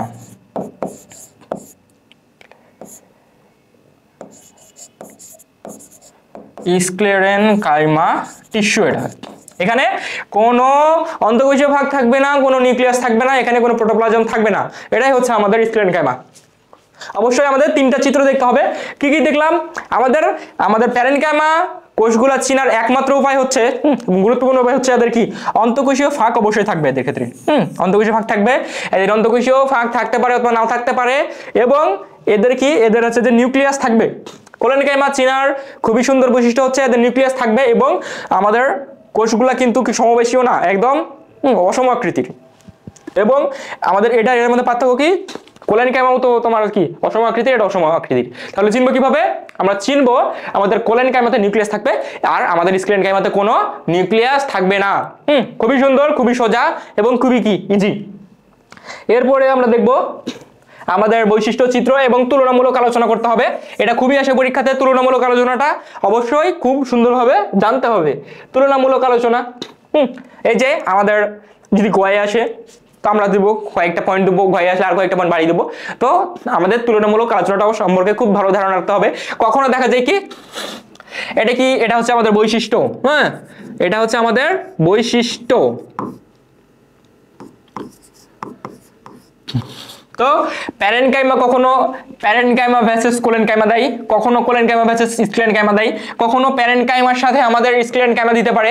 তো আমাদের কখন কোনটা দিবে তার উপর ডিপেন্ড করে আমরা বৈশিষ্ট্যগুলো সুন্দর করে লিখে দেবো। তাহলে আসি আমাদের কি কি দেওয়া আছে, কোষীয় অবস্থা। কোষীয় অবস্থা কি, আমাদের প্যারেনকাইমা জীবিত সমবেশীয় জীবিত কোষ, এটা হ্যাঁ কোলেনকাইমাও জীবিত, এটা হচ্ছে আমাদের জীবিত। হ্যাঁ এটা কি স্ক্লেরেনকাইমাটা কি একদম মৃত কোষ, কারণ কি আমরা নিউক্লিয়াস নাই, প্রোটোপ্লাজম নাই, অবশ্যই এটা কি একদম মৃত কোষ। এরপরে আমরা দেখি প্রোটোপ্লাজম কি আছে, এখানে একদম ঘন প্রোটোপ্লাজম আছে, একদম প্রোটোপ্লাজম কি আছে, প্রোটোপ্লাজম হচ্ছে আমাদের এখানে আছে, এখানে প্রোটোপ্লাজম আছে। এখানে কি কোলেনকাইমাতেও প্রোটোপ্লাজম আছে, হ্যাঁ আছে বা উপস্থিত, যে কোনোটা দিতে পারো, এখানে কোনো প্রোটোপ্লাজম নাই। খুবই সুন্দর, খুবই সোজা। তারপরে কোষ প্রাচীর, এদের ক্ষেত্রে আমাদের আগে এটা পড়ি, এটা লিখতে হবে কোষ প্রাচীরের উপাদান। এখানে কি আছে, আমাদের কোষ প্রাচীরের উপাদানটা হচ্ছে এটা সেলুলোজ নির্মিত, আমাদের প্যারেনকাইমার কোষ প্রাচীর সেলুলোজ নির্মিত। আর আমাদের কোলেনকাইমা কি আছে, সেলুলোজ, হ্যাঁ সেলুলোজ আছে, সেলুলোজ প্লাস আমাদের পেকটিন আছে, এখানে পেকটিন, সেলুলোজ এবং পেকটিন আছে। স্ক্লেনকাইমাতে কি, প্যারেনকাইমাতে শুধুমাত্র আমাদের সেলুলোজ আছে এবং স্ক্লেনকাইমাতে না, কোলেনকাইমাতে আছে সেলুলোজ এবং আমাদের পেকটিন আছে। এবং স্ক্লেনকাইমাতে কি আছে, আমাদের সেলুলোজের সাথে এখানে থাকবে আমাদের লিগনিন, লিগনিন যুক্ত হয়ে কি মোটা হয়ে যাবে। তাহলে আমরা কি দেখতে পেলাম, আমাদের কোষ প্রাচীর উপাদান পেলাম। দেখো এটা শুধুমাত্র সেলুলোজ আছে, তাহলে কি এটা শুধুমাত্র সেলুলোজ যদি থাকে তাহলে কি পাতলা হবে, শুধুমাত্র সেলুলোজ থাকলে অবশ্যই কি পাতলা হবে, যেহেতু শুধুমাত্র একটাই আছে, তাহলে এটা হচ্ছে আমাদের পাতলা, আমাদের কোষ প্রাচীরটা হবে পাতলা। এখানে দুইটা আছে না, তাহলে কি এটা হবে পুরু, মোটা, হ্যাঁ। আর আমাদের লিগনিন যেহেতু আছে, আমাদের লিগনিন যুক্ত হয়ে পুরু হয়ে গেছে, তাহলে এটা হবে আমাদের পুরু বা মোটা। খুবই সোজা। তারপরে অন্তঃকোষীয় ফাঁক, যেটার কথা বলছিলাম কিছুক্ষণ আগে, বললাম যে অন্তঃকোষীয় ফাঁকটা খুবই গুরুত্বপূর্ণ। আমাদের এটা কি, আমাদের প্যারেনকাইমাতে অন্তঃকোষীয় ফাঁক বিদ্যমান, এটা প্যারেনকাইমার জন্য স্পেশাল বৈশিষ্ট্য। এরপরে দেখি কোলেনকাইমা, এখানে থাকতেও পারে, আবার আছে অথবা কি নাই, থাকতেও পারে অথবা নাও থাকতে পারে। আর স্ক্লেনকাইমাতে অন্তঃকোষীয় ফাঁক কি নাই, কখনোই থাকবে না। যদি ভুল করে বসায় দাও যে থাকে, তাহলে কি মার্কেটে নেবে, শেষ। এরপরে আসে অবস্থান, আমাদের এরা কোথায় অবস্থান করে, আমাদের প্যারেনকাইমা কোষ পুরা উদ্ভিদ কোষেই, উদ্ভিদ দেহে, আমাদের পুরা উদ্ভিদ দেহে প্যারেনকাইমা কোষ আছে। সম্পূর্ণ উদ্ভিদ দেহে, সম্পূর্ণ উদ্ভিদে থাকে। আর কোলেনকাইমা কোথায় থাকবে, কোলেনকাইমা থাকবে হচ্ছে কিছু কিছু কাণ্ড, যেগুলোকে হচ্ছে যে কি দৃঢ়তা প্রদান করবে, হ্যাঁ। কোলেনকাইমা থাকবে হচ্ছে যে তোমার, হ্যাঁ কোথায় থাকবে, যেমন হচ্ছে যে কুমড়া গাছের পাতায়, কুমড়া গাছের কাণ্ডে, দণ্ড কলসের কাণ্ডে থাকবে এরা, এটা থাকবে হচ্ছে কুমড়া কাণ্ডে।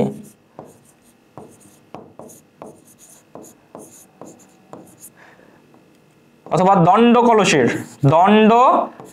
কলসে থাকবে এরা। তারপরে হচ্ছে যে আমাদের স্ক্লেরেন কাইমা কোথায় থাকবে? স্ক্লেরেন কাইমা এই কোষগুলাই হচ্ছে আমাদের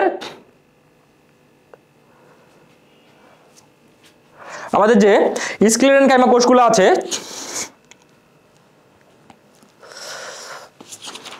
আমাদের স্ক্লেরেন কাইমা কোষগুলো কোথায় থাকতেছে? আমাদের যে স্ক্লেরেন কাইমা কোষগুলো আছে সেটা হচ্ছে, এটা মনে হয় স্ক্লেরেন কাইমা কোষগুলো আমাদের কি উদ্ভিদ দেহের কাণ্ডে থাকবে। হ্যাঁ, উদ্ভিদ দেহের কাণ্ডে, এটা হচ্ছে কি কাণ্ডে থাকবে। হ্যাঁ, তারপরে হচ্ছে আমাদের কি আছে কাজ কি? আমাদের যে প্যারেনকাইমা কোষ আছে, প্যারেনকাইমা কোষের কি খাদ্য তৈরি করা, খাদ্য সঞ্চয় করা, তারপর হচ্ছে যে খাদ্য তৈরি, খাদ্য সঞ্চয়, এগুলো কাজ। খাদ্য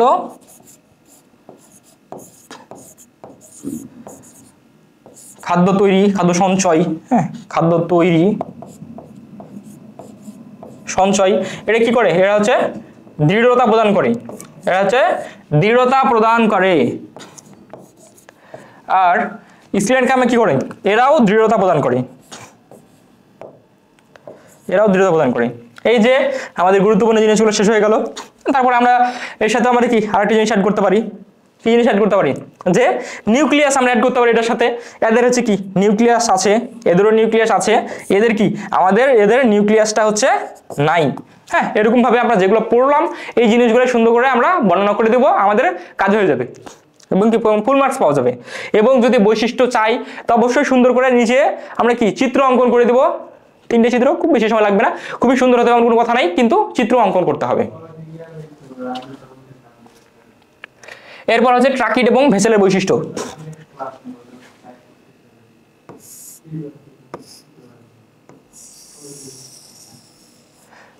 এটাই হচ্ছে আমাদের ট্রাকিড এবং ভেসেল। হ্যাঁ, এটা হচ্ছে আমাদের ট্রাকিড গেল। আর ভেসেলটা কিরকম হবে? ভেসেলটা হবে আমাদের ছোট কোষ হবে। এরা ভেসেলটা হবে কি? ভেসেলটা হবে হচ্ছে আমাদের ছোট কোষ।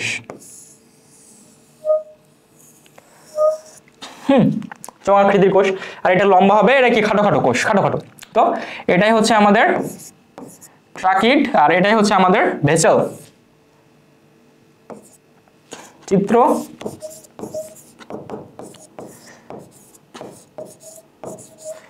ট্রাকিড আর এটা কি? এটা হচ্ছে যে চিত্র কি? চিত্র হচ্ছে ভেসেল। এরপরে আমাদের এর মধ্যে কি ট্রাকিড এবং ভেসেলের বৈশিষ্ট্য চিত্র সহ ব্যাখ্যা করতে হবে। তাহলে বৈশিষ্ট্যগুলো লিখতে হবে, ট্রাকিডের বৈশিষ্ট্য কি আর ভেসেলের বৈশিষ্ট্য কি। অবশ্যই এটা কি খুবই গুরুত্বপূর্ণ একটা প্রশ্ন। হ্যাঁ, এটা খুবই গুরুত্বপূর্ণ একটা প্রশ্ন, বিভিন্ন পরীক্ষায় আসছে, বিভিন্ন বোর্ডে, বিভিন্ন প্রতি বছরে প্রায় আসে কোনো বোর্ডে। তো আমাদের ট্রাকিড এবং ভেসেলের বৈশিষ্ট্য যদি লিখি আমরা, এই যে আমাদের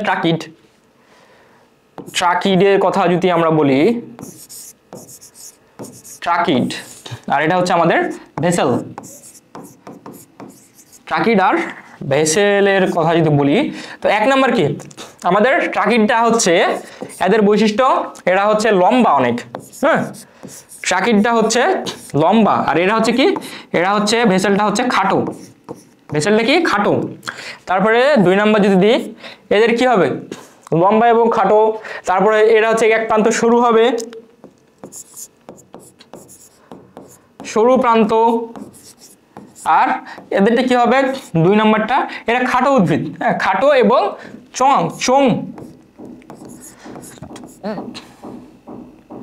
চোং আকৃতির।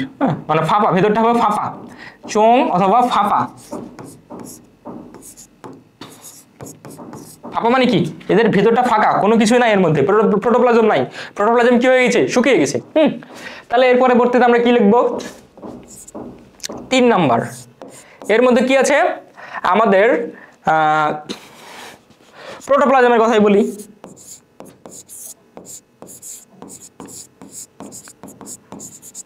প্রোটোপ্লাজম আমাদের ভেসেল, এখানে কি হচ্ছে? আমাদের ট্রাকিডের মধ্যে আমাদের প্রোটোপ্লাজম আছে। আর এখানে কি হচ্ছে?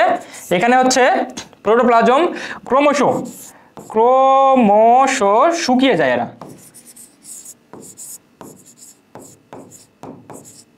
ক্রমশ শুকিয়ে যায় মানে কি? আমাদের যে ট্রাকিড আছে এখানে সব সময়ই প্রোটোপ্লাজম থাকে, কিন্তু আমাদের যে ভেসেলগুলো আছে ভেসেলের মধ্যে বিভিন্ন সময়ে প্রথম দিকে প্রোটোপ্লাজম থাকে, কিন্তু যত বড় হয়, যত হচ্ছে যে বয়স্ক হয় কোষগুলা বা টিস্যুগুলা, তত এই যে এদের মধ্যে প্রোটোপ্লাজমগুলো কি হয়, প্রোটোপ্লাজমগুলো শুকিয়ে যায়, দিয়ে মৃত কোষে পরিণত হয়। এরপরে আমি যদি বলি কাজের কথা যদি বলি, হ্যাঁ আরেকটা যদি অ্যাড করে দিই আমরা, কাজ, আমাদের ট্রাকিডের কাজ, ভেসেলের কাজ আছে। আমাদের ট্রাকিডের কাজ হচ্ছে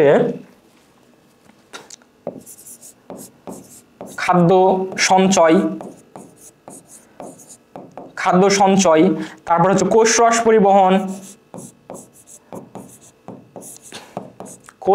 পরিবহন, আর এদের কাজ কি, ভেসেলের কাজ কি, এরা হচ্ছে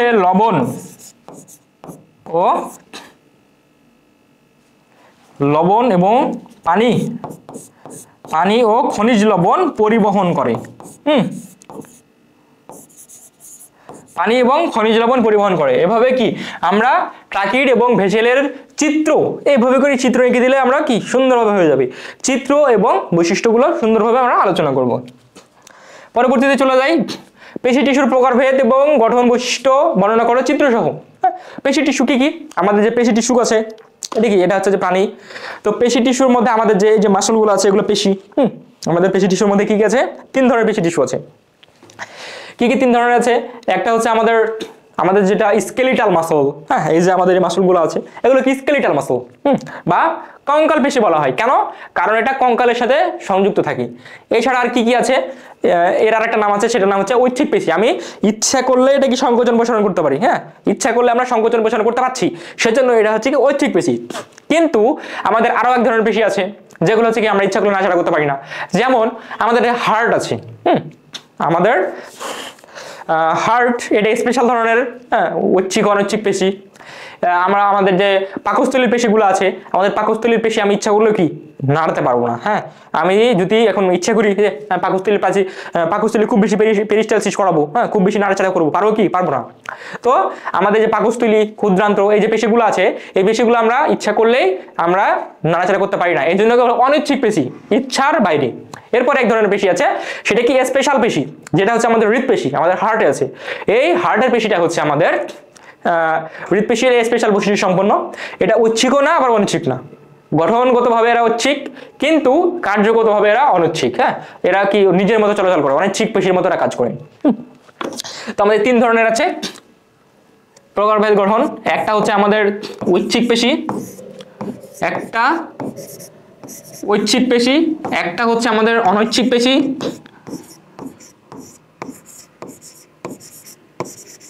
একটা ঐচ্ছিক অনৈচ্ছিক, আর একটা হচ্ছে হৃদপেশি, হ্যাঁ খুবই গুরুত্বপূর্ণ। তো ঐচ্ছিক পেশি কি, ঐচ্ছিক পেশি চিত্র লাগবে, চিত্র যদি অঙ্কন করি খুবই সোজা চিত্র। এই যে আমাদের ঐচ্ছিক পেশি এরকম রৈখিক পেশি বলা হয় এটাকে, হ্যাঁ কি বলা হয়, রৈখিক পেশি বলা হয়, রেখার মতো। তো এখানে হচ্ছে যে তোমার কি আমাদের কোষগুলো আলাদা করে থাকবে, একটা নিউক্লিয়াস থাকবে, প্রত্যেকটা কোষেই একটা একটা করে নিউক্লিয়াস থাকবে সাধারণত। এখানেও প্রত্যেকটা কোষে আমাদের নিউক্লিয়াস থাকবে। তো এই যে আমাদের একটা চিত্রটা পেলাম আমরা,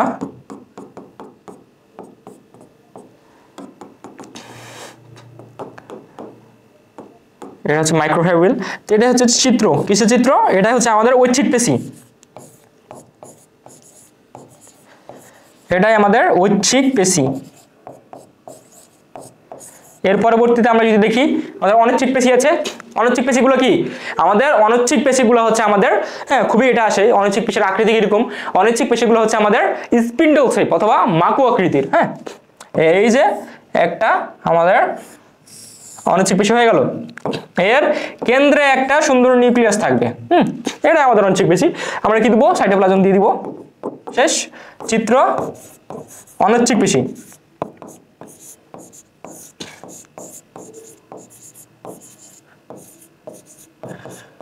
এরপরে হচ্ছে আমাদের হৃদপেশি। হৃদপেশিকে কি বলা হয়? এরা দেখতে, হৃদপেশি দেখতে আমাদের ঐচ্ছিক পেশির মতো। আমাদের যে ঐচ্ছিক পেশি বা কঙ্কাল পেশি আছে, এই আমাদের হৃদপেশিটা, এই হৃদপেশি দেখতে আমাদের কঙ্কাল পেশির মতো। তাহলে এদের কি আকৃতি হবে কঙ্কাল পেশির মতো, কিন্তু কিন্তু কি আমাদের হৃদপেশি শাখাযুক্ত। এই যে একটা শাখা যুক্ত হয়ে গেল, এখান থেকে আরেকটা আসবে এর সাথে যুক্ত হয়ে গেল। এই যে এটাই হচ্ছে আমাদের হৃদপেশি। এখানে এটা হচ্ছে যে হৃদপেশি, এখানে আছে কি ইন্টারক্যালেটেড ডিস্ক থাকবে। ইন্টারক্যালেটেড ডিস্ক দিয়ে প্রত্যেকটা কোষ আলাদা থাকবে, এবং কি প্রত্যেকটাতে একটা করে নিউক্লিয়াস দিতে হবে। নিউক্লিয়াস না দিলে চিত্র হবে না।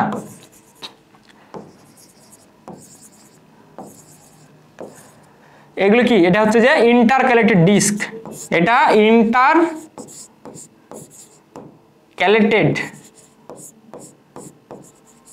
Intercalated disk. এটা খুবই আসে প্রশ্নে যে ইন্টারক্যালেটেড ডিস্ক এটা পাওয়া যায় কোন পেশিতে? এটা পাওয়া যায় হৃদপেশিতে।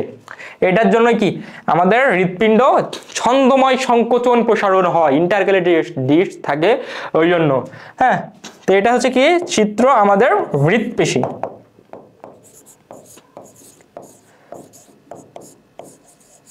এটা হচ্ছে আমাদের হৃদপেশি। সুন্দরভাবে চিত্র অঙ্কন করে দেব। হ্যাঁ, খুবই ইজি এবং খুবই গুরুত্বপূর্ণ চিত্র অঙ্কন করতে হবে। এরপরে আমাদের বৈশিষ্ট্য আলোচনা করব। কি বৈশিষ্ট্য হচ্ছে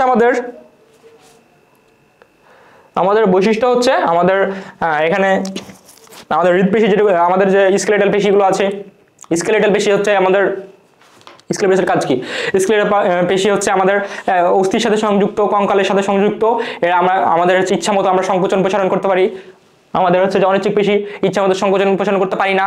আর আমাদের হচ্ছে হৃদপেশি, এটা কি? এটাও ইচ্ছা মতো সংকোচন প্রসারণ করতে পারি না। এরা আমরা কি চাইলে আমরা হৃদপিণ্ডের স্পন্দন বাড়িয়ে দিতে পারবো? আমরা চাইলে কি হৃদপিণ্ড কন্ট্রাকশন করতে পারবো? পারবো না। হ্যাঁ, যদি পারতাম তাহলে তো যাদের হচ্ছে যে হার্ট অ্যাটাক হইতো বা তোমার হচ্ছে যে হার্ট ব্লক হয়ে যেত, ওর ইচ্ছা মতো কি সংকোচন প্রসারণ করে আমাদের হৃদপিণ্ডর রক্ত প্রবাহ বাড়াই দিত। কিন্তু এটা পারা যায় না। কারণ কি হৃদপিণ্ড আমাদের মস্তিষ্ক দিয়ে নিয়ন্ত্রণ হয়। হ্যাঁ, আমাদের বডির মধ্যে যে বায়োলজিক্যাল প্রক্রিয়া আছে, বিশাল মেকানিজম, এগুলো সম্পর্কে কি জানতে হলে আমাদের সাথে থাকতে হবে। তাহলে কি মেকানিজমগুলো জানা যাবে। বায়োলজি একটা ফান, বুঝছো? বায়োলজি আমরা খুব মজা করে পড়তে পারবো। তো আমাদের হৃদপেশি যেটা আছে, এই হৃদপেশি ইচ্ছা মতো সংকোচন প্রসারণ করা যায় না। এরপরে যে দেখবো যে ইন্টারক্যালেটেড ডিস্ক। হ্যাঁ, এটা খুবই গুরুত্বপূর্ণ জিনিস। এই যে ইন্টারক্যালেটেড ডিস্ক আছে, এটা কি? ইন্টারক্যালেটেড ডিস্ক আমাদের হৃদপেশিতে থাকবে, এটা তো থাকবে না, এটা তো থাকবে না। তারপরে কি দেবো? দেখতে কিরকম এরা? এরা হচ্ছে আকৃতিতে কিরকম? এরা হচ্ছে আকৃতি, এটা কি? এরা হচ্ছে রৈখিক, কিন্তু কোনো শাখা প্রশাখা নাই। কিন্তু দেখো হৃদপেশি কি আছে? শাখা প্রশাখা যুক্ত, একটার সাথে আরেকটা সংযুক্ত।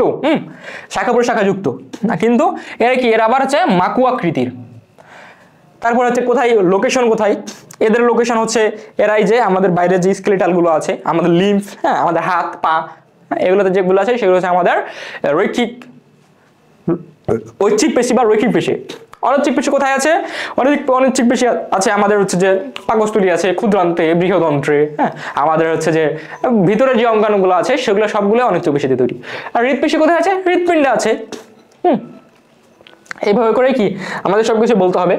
এরপরে আছে আমাদের জন্য খুবই গুরুত্বপূর্ণ একটা প্রশ্ন, সেটা হচ্ছে নিউরনের গঠন বর্ণনা করতে হবে। হ্যাঁ, নিউরনের গঠন বর্ণনা করতে হবে।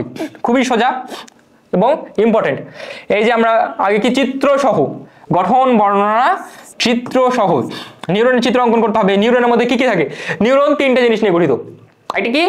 একটা হচ্ছে আমাদের কোষ দেহ থাকবে, একটা ডেনড্রাইট থাকবে এবং একটা প্রলম্বিত অংশ থাকবে। প্রলম্বিত অংশ যেটা কি সবচেয়ে লম্বা, যেটা সেটা হচ্ছে আমাদের একজন প্রলম্বিত অংশের মধ্যে। তো আমাদের একটা কোষ দেহ তৈরি করব।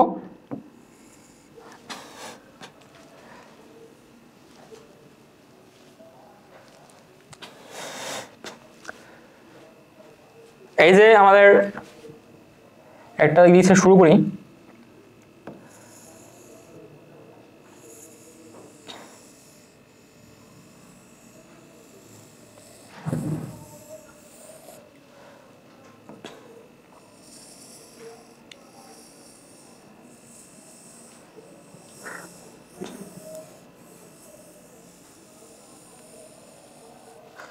এই যে আমাদের একটা নিউরন অঙ্কন করলাম, হ্যাঁ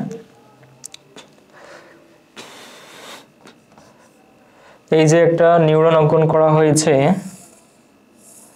একটা নিউরন, হ্যাঁ এই নিউরনে কি হয়েছে, আমাদের এটা কেন্দ্রস্থ যে অংশটা আছে সেটাই হচ্ছে আমাদের কি কোষ দেহ। এই কেন্দ্রস্থ অংশটা হচ্ছে কোষ দেহ, এর মধ্যে কি ভিতরে একটা নিউক্লিয়াস থাকবে, নিউক্লিয়াস থাকবে, এর মধ্যে মাইটোকন্ড্রিয়া থাকবে, তারপরে হচ্ছে যে মাইটোকন্ড্রিয়া থাকবে, বিভিন্ন রাইবোজোম থাকবে, গলগি বডি থাকবে, হ্যাঁ যা যা থাকে সাধারণত সবকিছু থাকবে।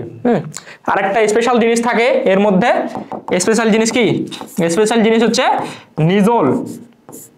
নিসল দানা থাকবে এখানে। এটা কিন্তু পরীক্ষায় আসতে পারে যে আমাদের নিউরনের মধ্যে কি নিজল দানা থাকবে,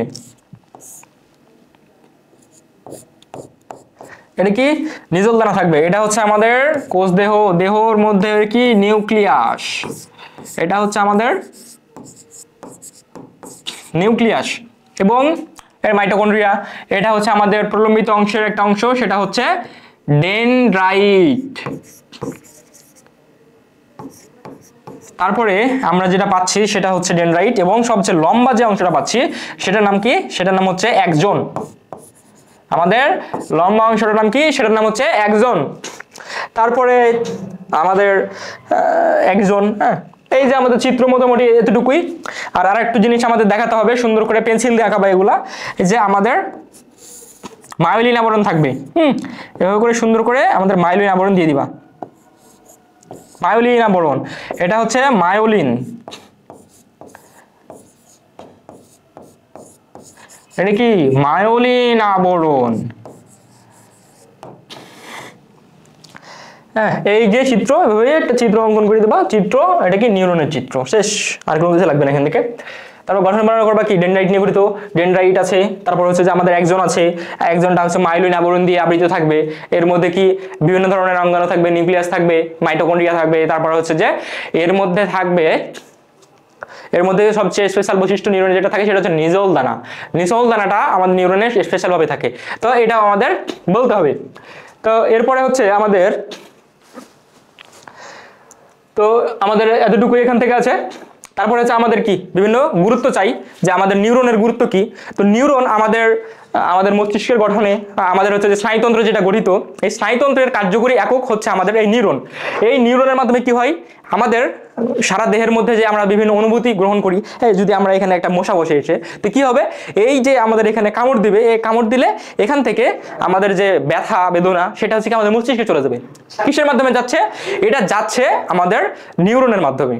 তো আমাদের এই নিউরনটা আমাদের হচ্ছে যে আমাদের কি করে, বিভিন্ন ব্যথা বেদনা অনুভূতি সেগুলা আদান প্রদান করে, এবং একটা নিউরন, একটা ডেনড্রাইট আর একটা নিউরনের একজনের সাথে সংযুক্ত হয়। যে স্থানে একটা নিউরন একটা ডেনড্রাইটের সাথে সংযুক্ত হবে, সেই যে সংযোগ হওয়া স্থান সেটাকে বলতেছে আমাদের সিনাপস। হ্যাঁ এতটুকু এখান থেকে, আর কিছু লাগবে না। আর গুরুত্ব এগুলাই, হ্যাঁ আমাদের হচ্ছে যে মস্তিষ্কর বিভিন্ন চিন্তা চেতনার পরিবহন, বিভিন্ন কাজ করার জন্য এখানে একটা মশা বসে, তো এই হাত গিয়ে মারবে, এটা কে কমান্ড দিচ্ছে, মস্তিষ্ক নিউরনের মাধ্যমে এই হাতে আসতেছে মোটর নিউরন এগুলা, তো মোটর নিউরন গিয়ে একে মেরে দিচ্ছে। এভাবেই আচ্ছা আমাদের নিউরন কাজ করে। এরপরের কোশ্চেন যেটা, সেটা হচ্ছে আমাদের এখানে ছিল, সেটা মিশে গেছে এখানটা,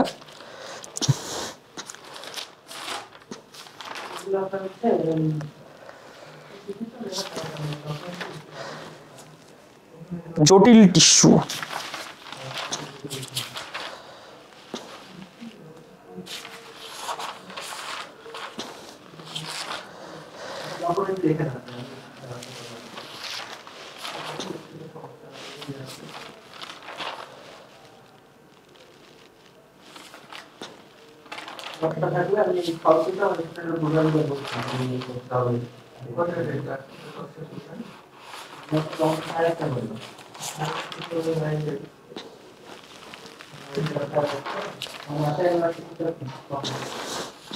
কিছু চিত্র ছিল, চিত্র তো মিশে গেছে।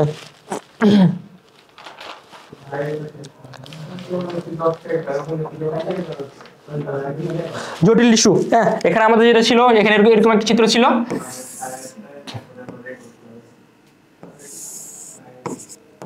এটা হচ্ছে আমাদের চিত্র, এটা হচ্ছে আমাদের কি এ চিত্র, এটা হ্যাঁ এটা চিত্র এ।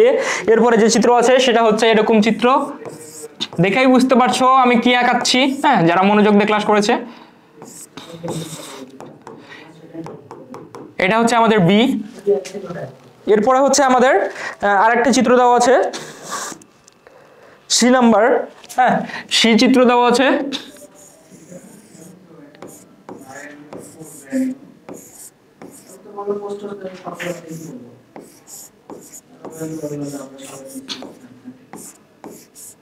এই যে চিত্র, এটা হচ্ছে আমাদের সি। তো জটিল টিস্যু কি ধরনের, জটিল টিস্যু কি, যারা ক্লাস করছো মনোযোগ দিয়ে তারা বলতে পারবা জটিল টিস্যু হচ্ছে যেসব টিস্যুর কোষগুলো একই রকম না দেখতে, বিভিন্ন ধরনের কোষ নিয়ে একটা টিস্যু গঠন হয়, যারা দেখতে একই রকম না কিন্তু কাজ করে একই ধরনের, সেটা হচ্ছে আমাদের জটিল টিস্যু। তারপরে হচ্ছে আমাদের সঙ্গী কোষের নিউক্লিয়াসের কার্যাবলী ব্যাখ্যা করো। আমাদের যে ফ্লোয়েমের মধ্যে কি আছে, সিপনল এবং সঙ্গী কোষ আছে। তো আমরা জানি আমাদের যে সঙ্গী কোষটা আছে, সঙ্গী কোষের মধ্যে কি আছে, নিউক্লিয়াস আছে, কিন্তু আমাদের যে সিপনল আছে এই সিপনলের মধ্যে কিন্তু নিউক্লিয়াস থাকে না। তো আমাদের যে সঙ্গী কোষের নিউক্লিয়াসের কাজ কি, আমাদের সঙ্গী কোষের নিউক্লিয়াস অনেক বড় হয় এবং বড় নিউক্লিয়াস হওয়ার কারণে এরা নিজেদের যে আমাদের সঙ্গী কোষ আছে এদের যে আমাদের নিউক্লিয়াসের কার্যকারিতা সেটা করার সাথে সাথে আমাদের যে সিপনলের কার্যকারিতাও নিয়ন্ত্রণ করে এই যে আমাদের সঙ্গী কোষের নিউক্লিয়াস। তারপরে আসলে আমাদের চিত্র এ নাম্বার, এ এর গঠন বৈশিষ্ট্য বর্ণনা করো। আমরা দেখতে পাচ্ছি এ যেটা সেটা আমরা এতক্ষণ ক্লাস করলাম, হ্যাঁ বর্ণনা করা হয়ে গেছে অলরেডি। এটা আমাদের এ নাম্বার যেটা সেটা আমরা পূর্বে দেখেছি। এ নাম্বারটা কি ছিল আমাদের, এ নাম্বার এই যে আমাদের এ, এটা কি ছিল আমাদের, এটা ছিল হচ্ছে ট্রাকিড। হ্যাঁ আমাদের দুই প্রান্তে সরু থাকবে এবং খুবই লম্বা থাকবে, এটা হচ্ছে ট্রাকিড। ট্রাকিডের গঠন বৈশিষ্ট্য বর্ণনা করব। এই যে আমাদের এই গঠন বৈশিষ্ট্যগুলো আছে, ট্রাকিডের গঠন বৈশিষ্ট্য সুন্দর করে তুলে দেবো, একদম কি ফুল মার্কস। এবং অবশ্যই এখানে চিত্র থাকলেও, এখানে চিত্র আছে, চিত্র দেওয়া আছে, তারপরেও আমরা কি চিত্র দিব, অবশ্যই প্রশ্নের মধ্যে চিত্র দিতে হবে। এরপরে দেখি উদ্দীপকের বি এবং সি এর মধ্যে তুলনামূলক আলোচনা করো। উদ্দীপকের বি কি, আমরা দেখতে পাচ্ছি বি কি জিনিস, হ্যাঁ আমরা খুব সুন্দরভাবে দেখতে পাচ্ছি এবং স্পষ্ট করে দেওয়া আছে বি কি জিনিস। বিটা হচ্ছে উদ্দীপকের যে বি আছে এই বিটা হচ্ছে আমাদের দেখো সমবয়সীয় কোষেরা, এদের মধ্যে নিউক্লিয়াস আছে, হ্যাঁ এই যে নিউক্লিয়াস আছে, এরা হচ্ছে সবই সমান কোষ এবং এদের মধ্যে আন্তঃকোষীয় ফাঁক বিদ্যমান, মানে এরা হচ্ছে আমাদের প্যারেনকাইমা কোষ। এটা হচ্ছে প্যারেনকাইমা কোষ। এবং সি দেখো, সি এর মধ্যে কি হচ্ছে, এরা কি সমবয়সীয় না, বিভিন্ন ধরনের আকার আকৃতি, অসম আকৃতি বিশিষ্ট কোষ। কিন্তু এদের মধ্যে কি আছে, অসম আকৃতি বিশিষ্ট হলে এদের মধ্যে কি নিউক্লিয়াস আছে, যেহেতু নিউক্লিয়াস আছে তাহলে কি এটা হচ্ছে কোলেনকাইমা। তাহলে কি করতে হবে, প্যারেনকাইমা এবং কোলেনকাইমার মধ্যে যে পার্থক্য আছে সেটা তুলে দিতে হবে। তুলনামূলক আলোচনা, প্যারেনকাইমা এবং কোলেনকাইমার যে পার্থক্য খুব সুন্দরভাবে আমরা পড়েছি। হ্যাঁ এই যে আমাদের প্যারেনকাইমা আছে, এখানে প্যারেনকাইমা এবং কোলেনকাইমার মধ্যে যে পার্থক্য সুন্দর করে তুলে দেওয়া হয়েছে, এই পার্থক্যটাই আমরা কি আমাদের পরীক্ষার খাতায় লিখে আসবো, একদম ফুল মার্কস বলবো না কিন্তু। কি আমাদের ওখানে চিত্র দেওয়া থাকলেও আমাদের নিচে অবশ্যই চিত্র দিতে হবে, চিত্র না দিলে কিন্তু আমাদের মার্কস কেটে নেবে। এরপরের প্রশ্ন আমাদের সর্বশেষ প্রশ্ন যেটা, সেটা হচ্ছে আমাদের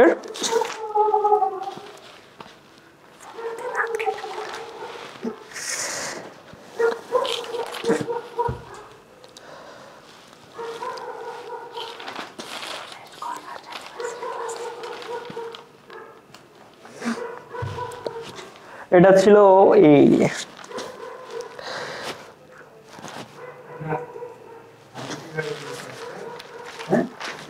চিত্র মিশে গেছে, আমরা চিত্র খুঁজতেছি, আশা করি খুব দ্রুতই চিত্র পাওয়া যাবে। হ্যাঁ পেয়ে গেছি আমরা। আমাদের এ নাম্বার চিত্র যেটা ছিল এইরকম চিত্র ছিল, দেখেই বুঝতে পারছো আমি কি আঁকতেছি।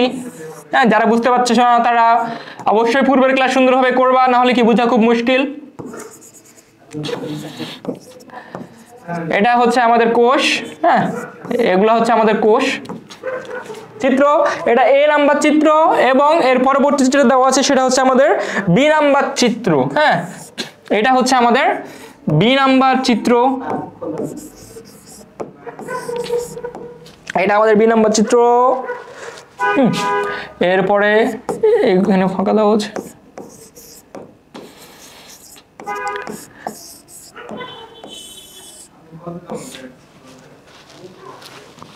এই যে চিত্র দেওয়া আছে খুব সুন্দর করে, হ্যাঁ, এই চিত্রটা সম্পর্কে আমাদের বলতে হবে। এটা হচ্ছে বি নাম্বার চিত্র। হ্যাঁ, তো আমাদের অ্যারেনকাইমা কি খুব সুন্দরভাবে পড়ছি আমরা। এর আগে সৃজনশীল ছিল আমাদের কোষ অংশের সৃজনশীল। আমাদের অ্যারেনকাইমা হচ্ছে জলজ উদ্ভিদের মধ্যে বড় বড় বায়ুকুঠির যুক্ত যে আমাদের প্যারেনকাইমা আছে সেটাকে আমরা বলতেছি অ্যারেনকাইমা। এরপরে ফুল এবং ফল রঙিন হয় কেন, খুবই গুরুত্বপূর্ণ এবং কি সোজা প্রশ্ন। সেটা হচ্ছে আমাদের ফুল ফল বা গাছের পাতা, আমরা বিভিন্ন ধরনের সৌন্দর্যবদ্ধ যে গাছগুলো আছে সেগুলোতে কি ফুল ফল হয় না, কিন্তু গাছের পাতা রঙিন হয় কেন হয়, আমাদের বিভিন্ন ধরনের রঞ্জক থাকে। এই রঞ্জক থাকার কারণেই আমাদের ফুল এবং ফল রঙিন হয়। কি ধরনের রঞ্জক থাকে? এর মধ্যে থাকে হচ্ছে আমাদের জ্যান্থোফিল থাকে, হ্যাঁ, আমাদের জ্যান্থোফিল, ক্যারোটিন, জ্যান্থোফিল থাকবে, ক্যারোটিন থাকবে, ফাইকোসায়ানিন থাকবে,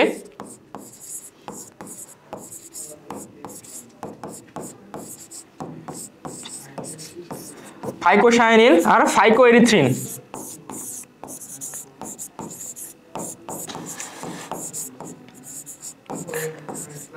ফাইকোএরিথ্রিন। তো আমাদের যে জ্যান্থোফিল আছে, হ্যাঁ, জ্যান্থোফিল হচ্ছে আমাদের জ্যান্থোফিল হচ্ছে আমাদের এই যে ল দিয়ে মনে রাখবো এটা হলুদ, হ্যাঁ, জ্যান্থোফিলটা হচ্ছে আমাদের হলুদ বর্ণের। তারপরে হচ্ছে আমাদের ক্যারোটিন, ক দিয়ে মনে রাখবো এটা হচ্ছে কমলা বর্ণের। এবং আমাদের ফাইকোএরিথ্রিন তো দেন্তা নদী কি, এটা হচ্ছে আমাদের নীল বর্ণের। এবং ফাইকোসায়ানিন দেন্তা নদী নীল বর্ণের। এবং এরিথ্রিন আমরা জানি, আমরা রক্তের অংশের মধ্যে পড়েছি বা পড়বো যে আমাদের এরিথ্রিনটা কি, এটা হচ্ছে আমাদের এরিথ্রোসাইট। তো আমাদের এই এরিথ্রিন দিয়ে আমাদের এরিথ্রোসাইট বোঝাচ্ছে।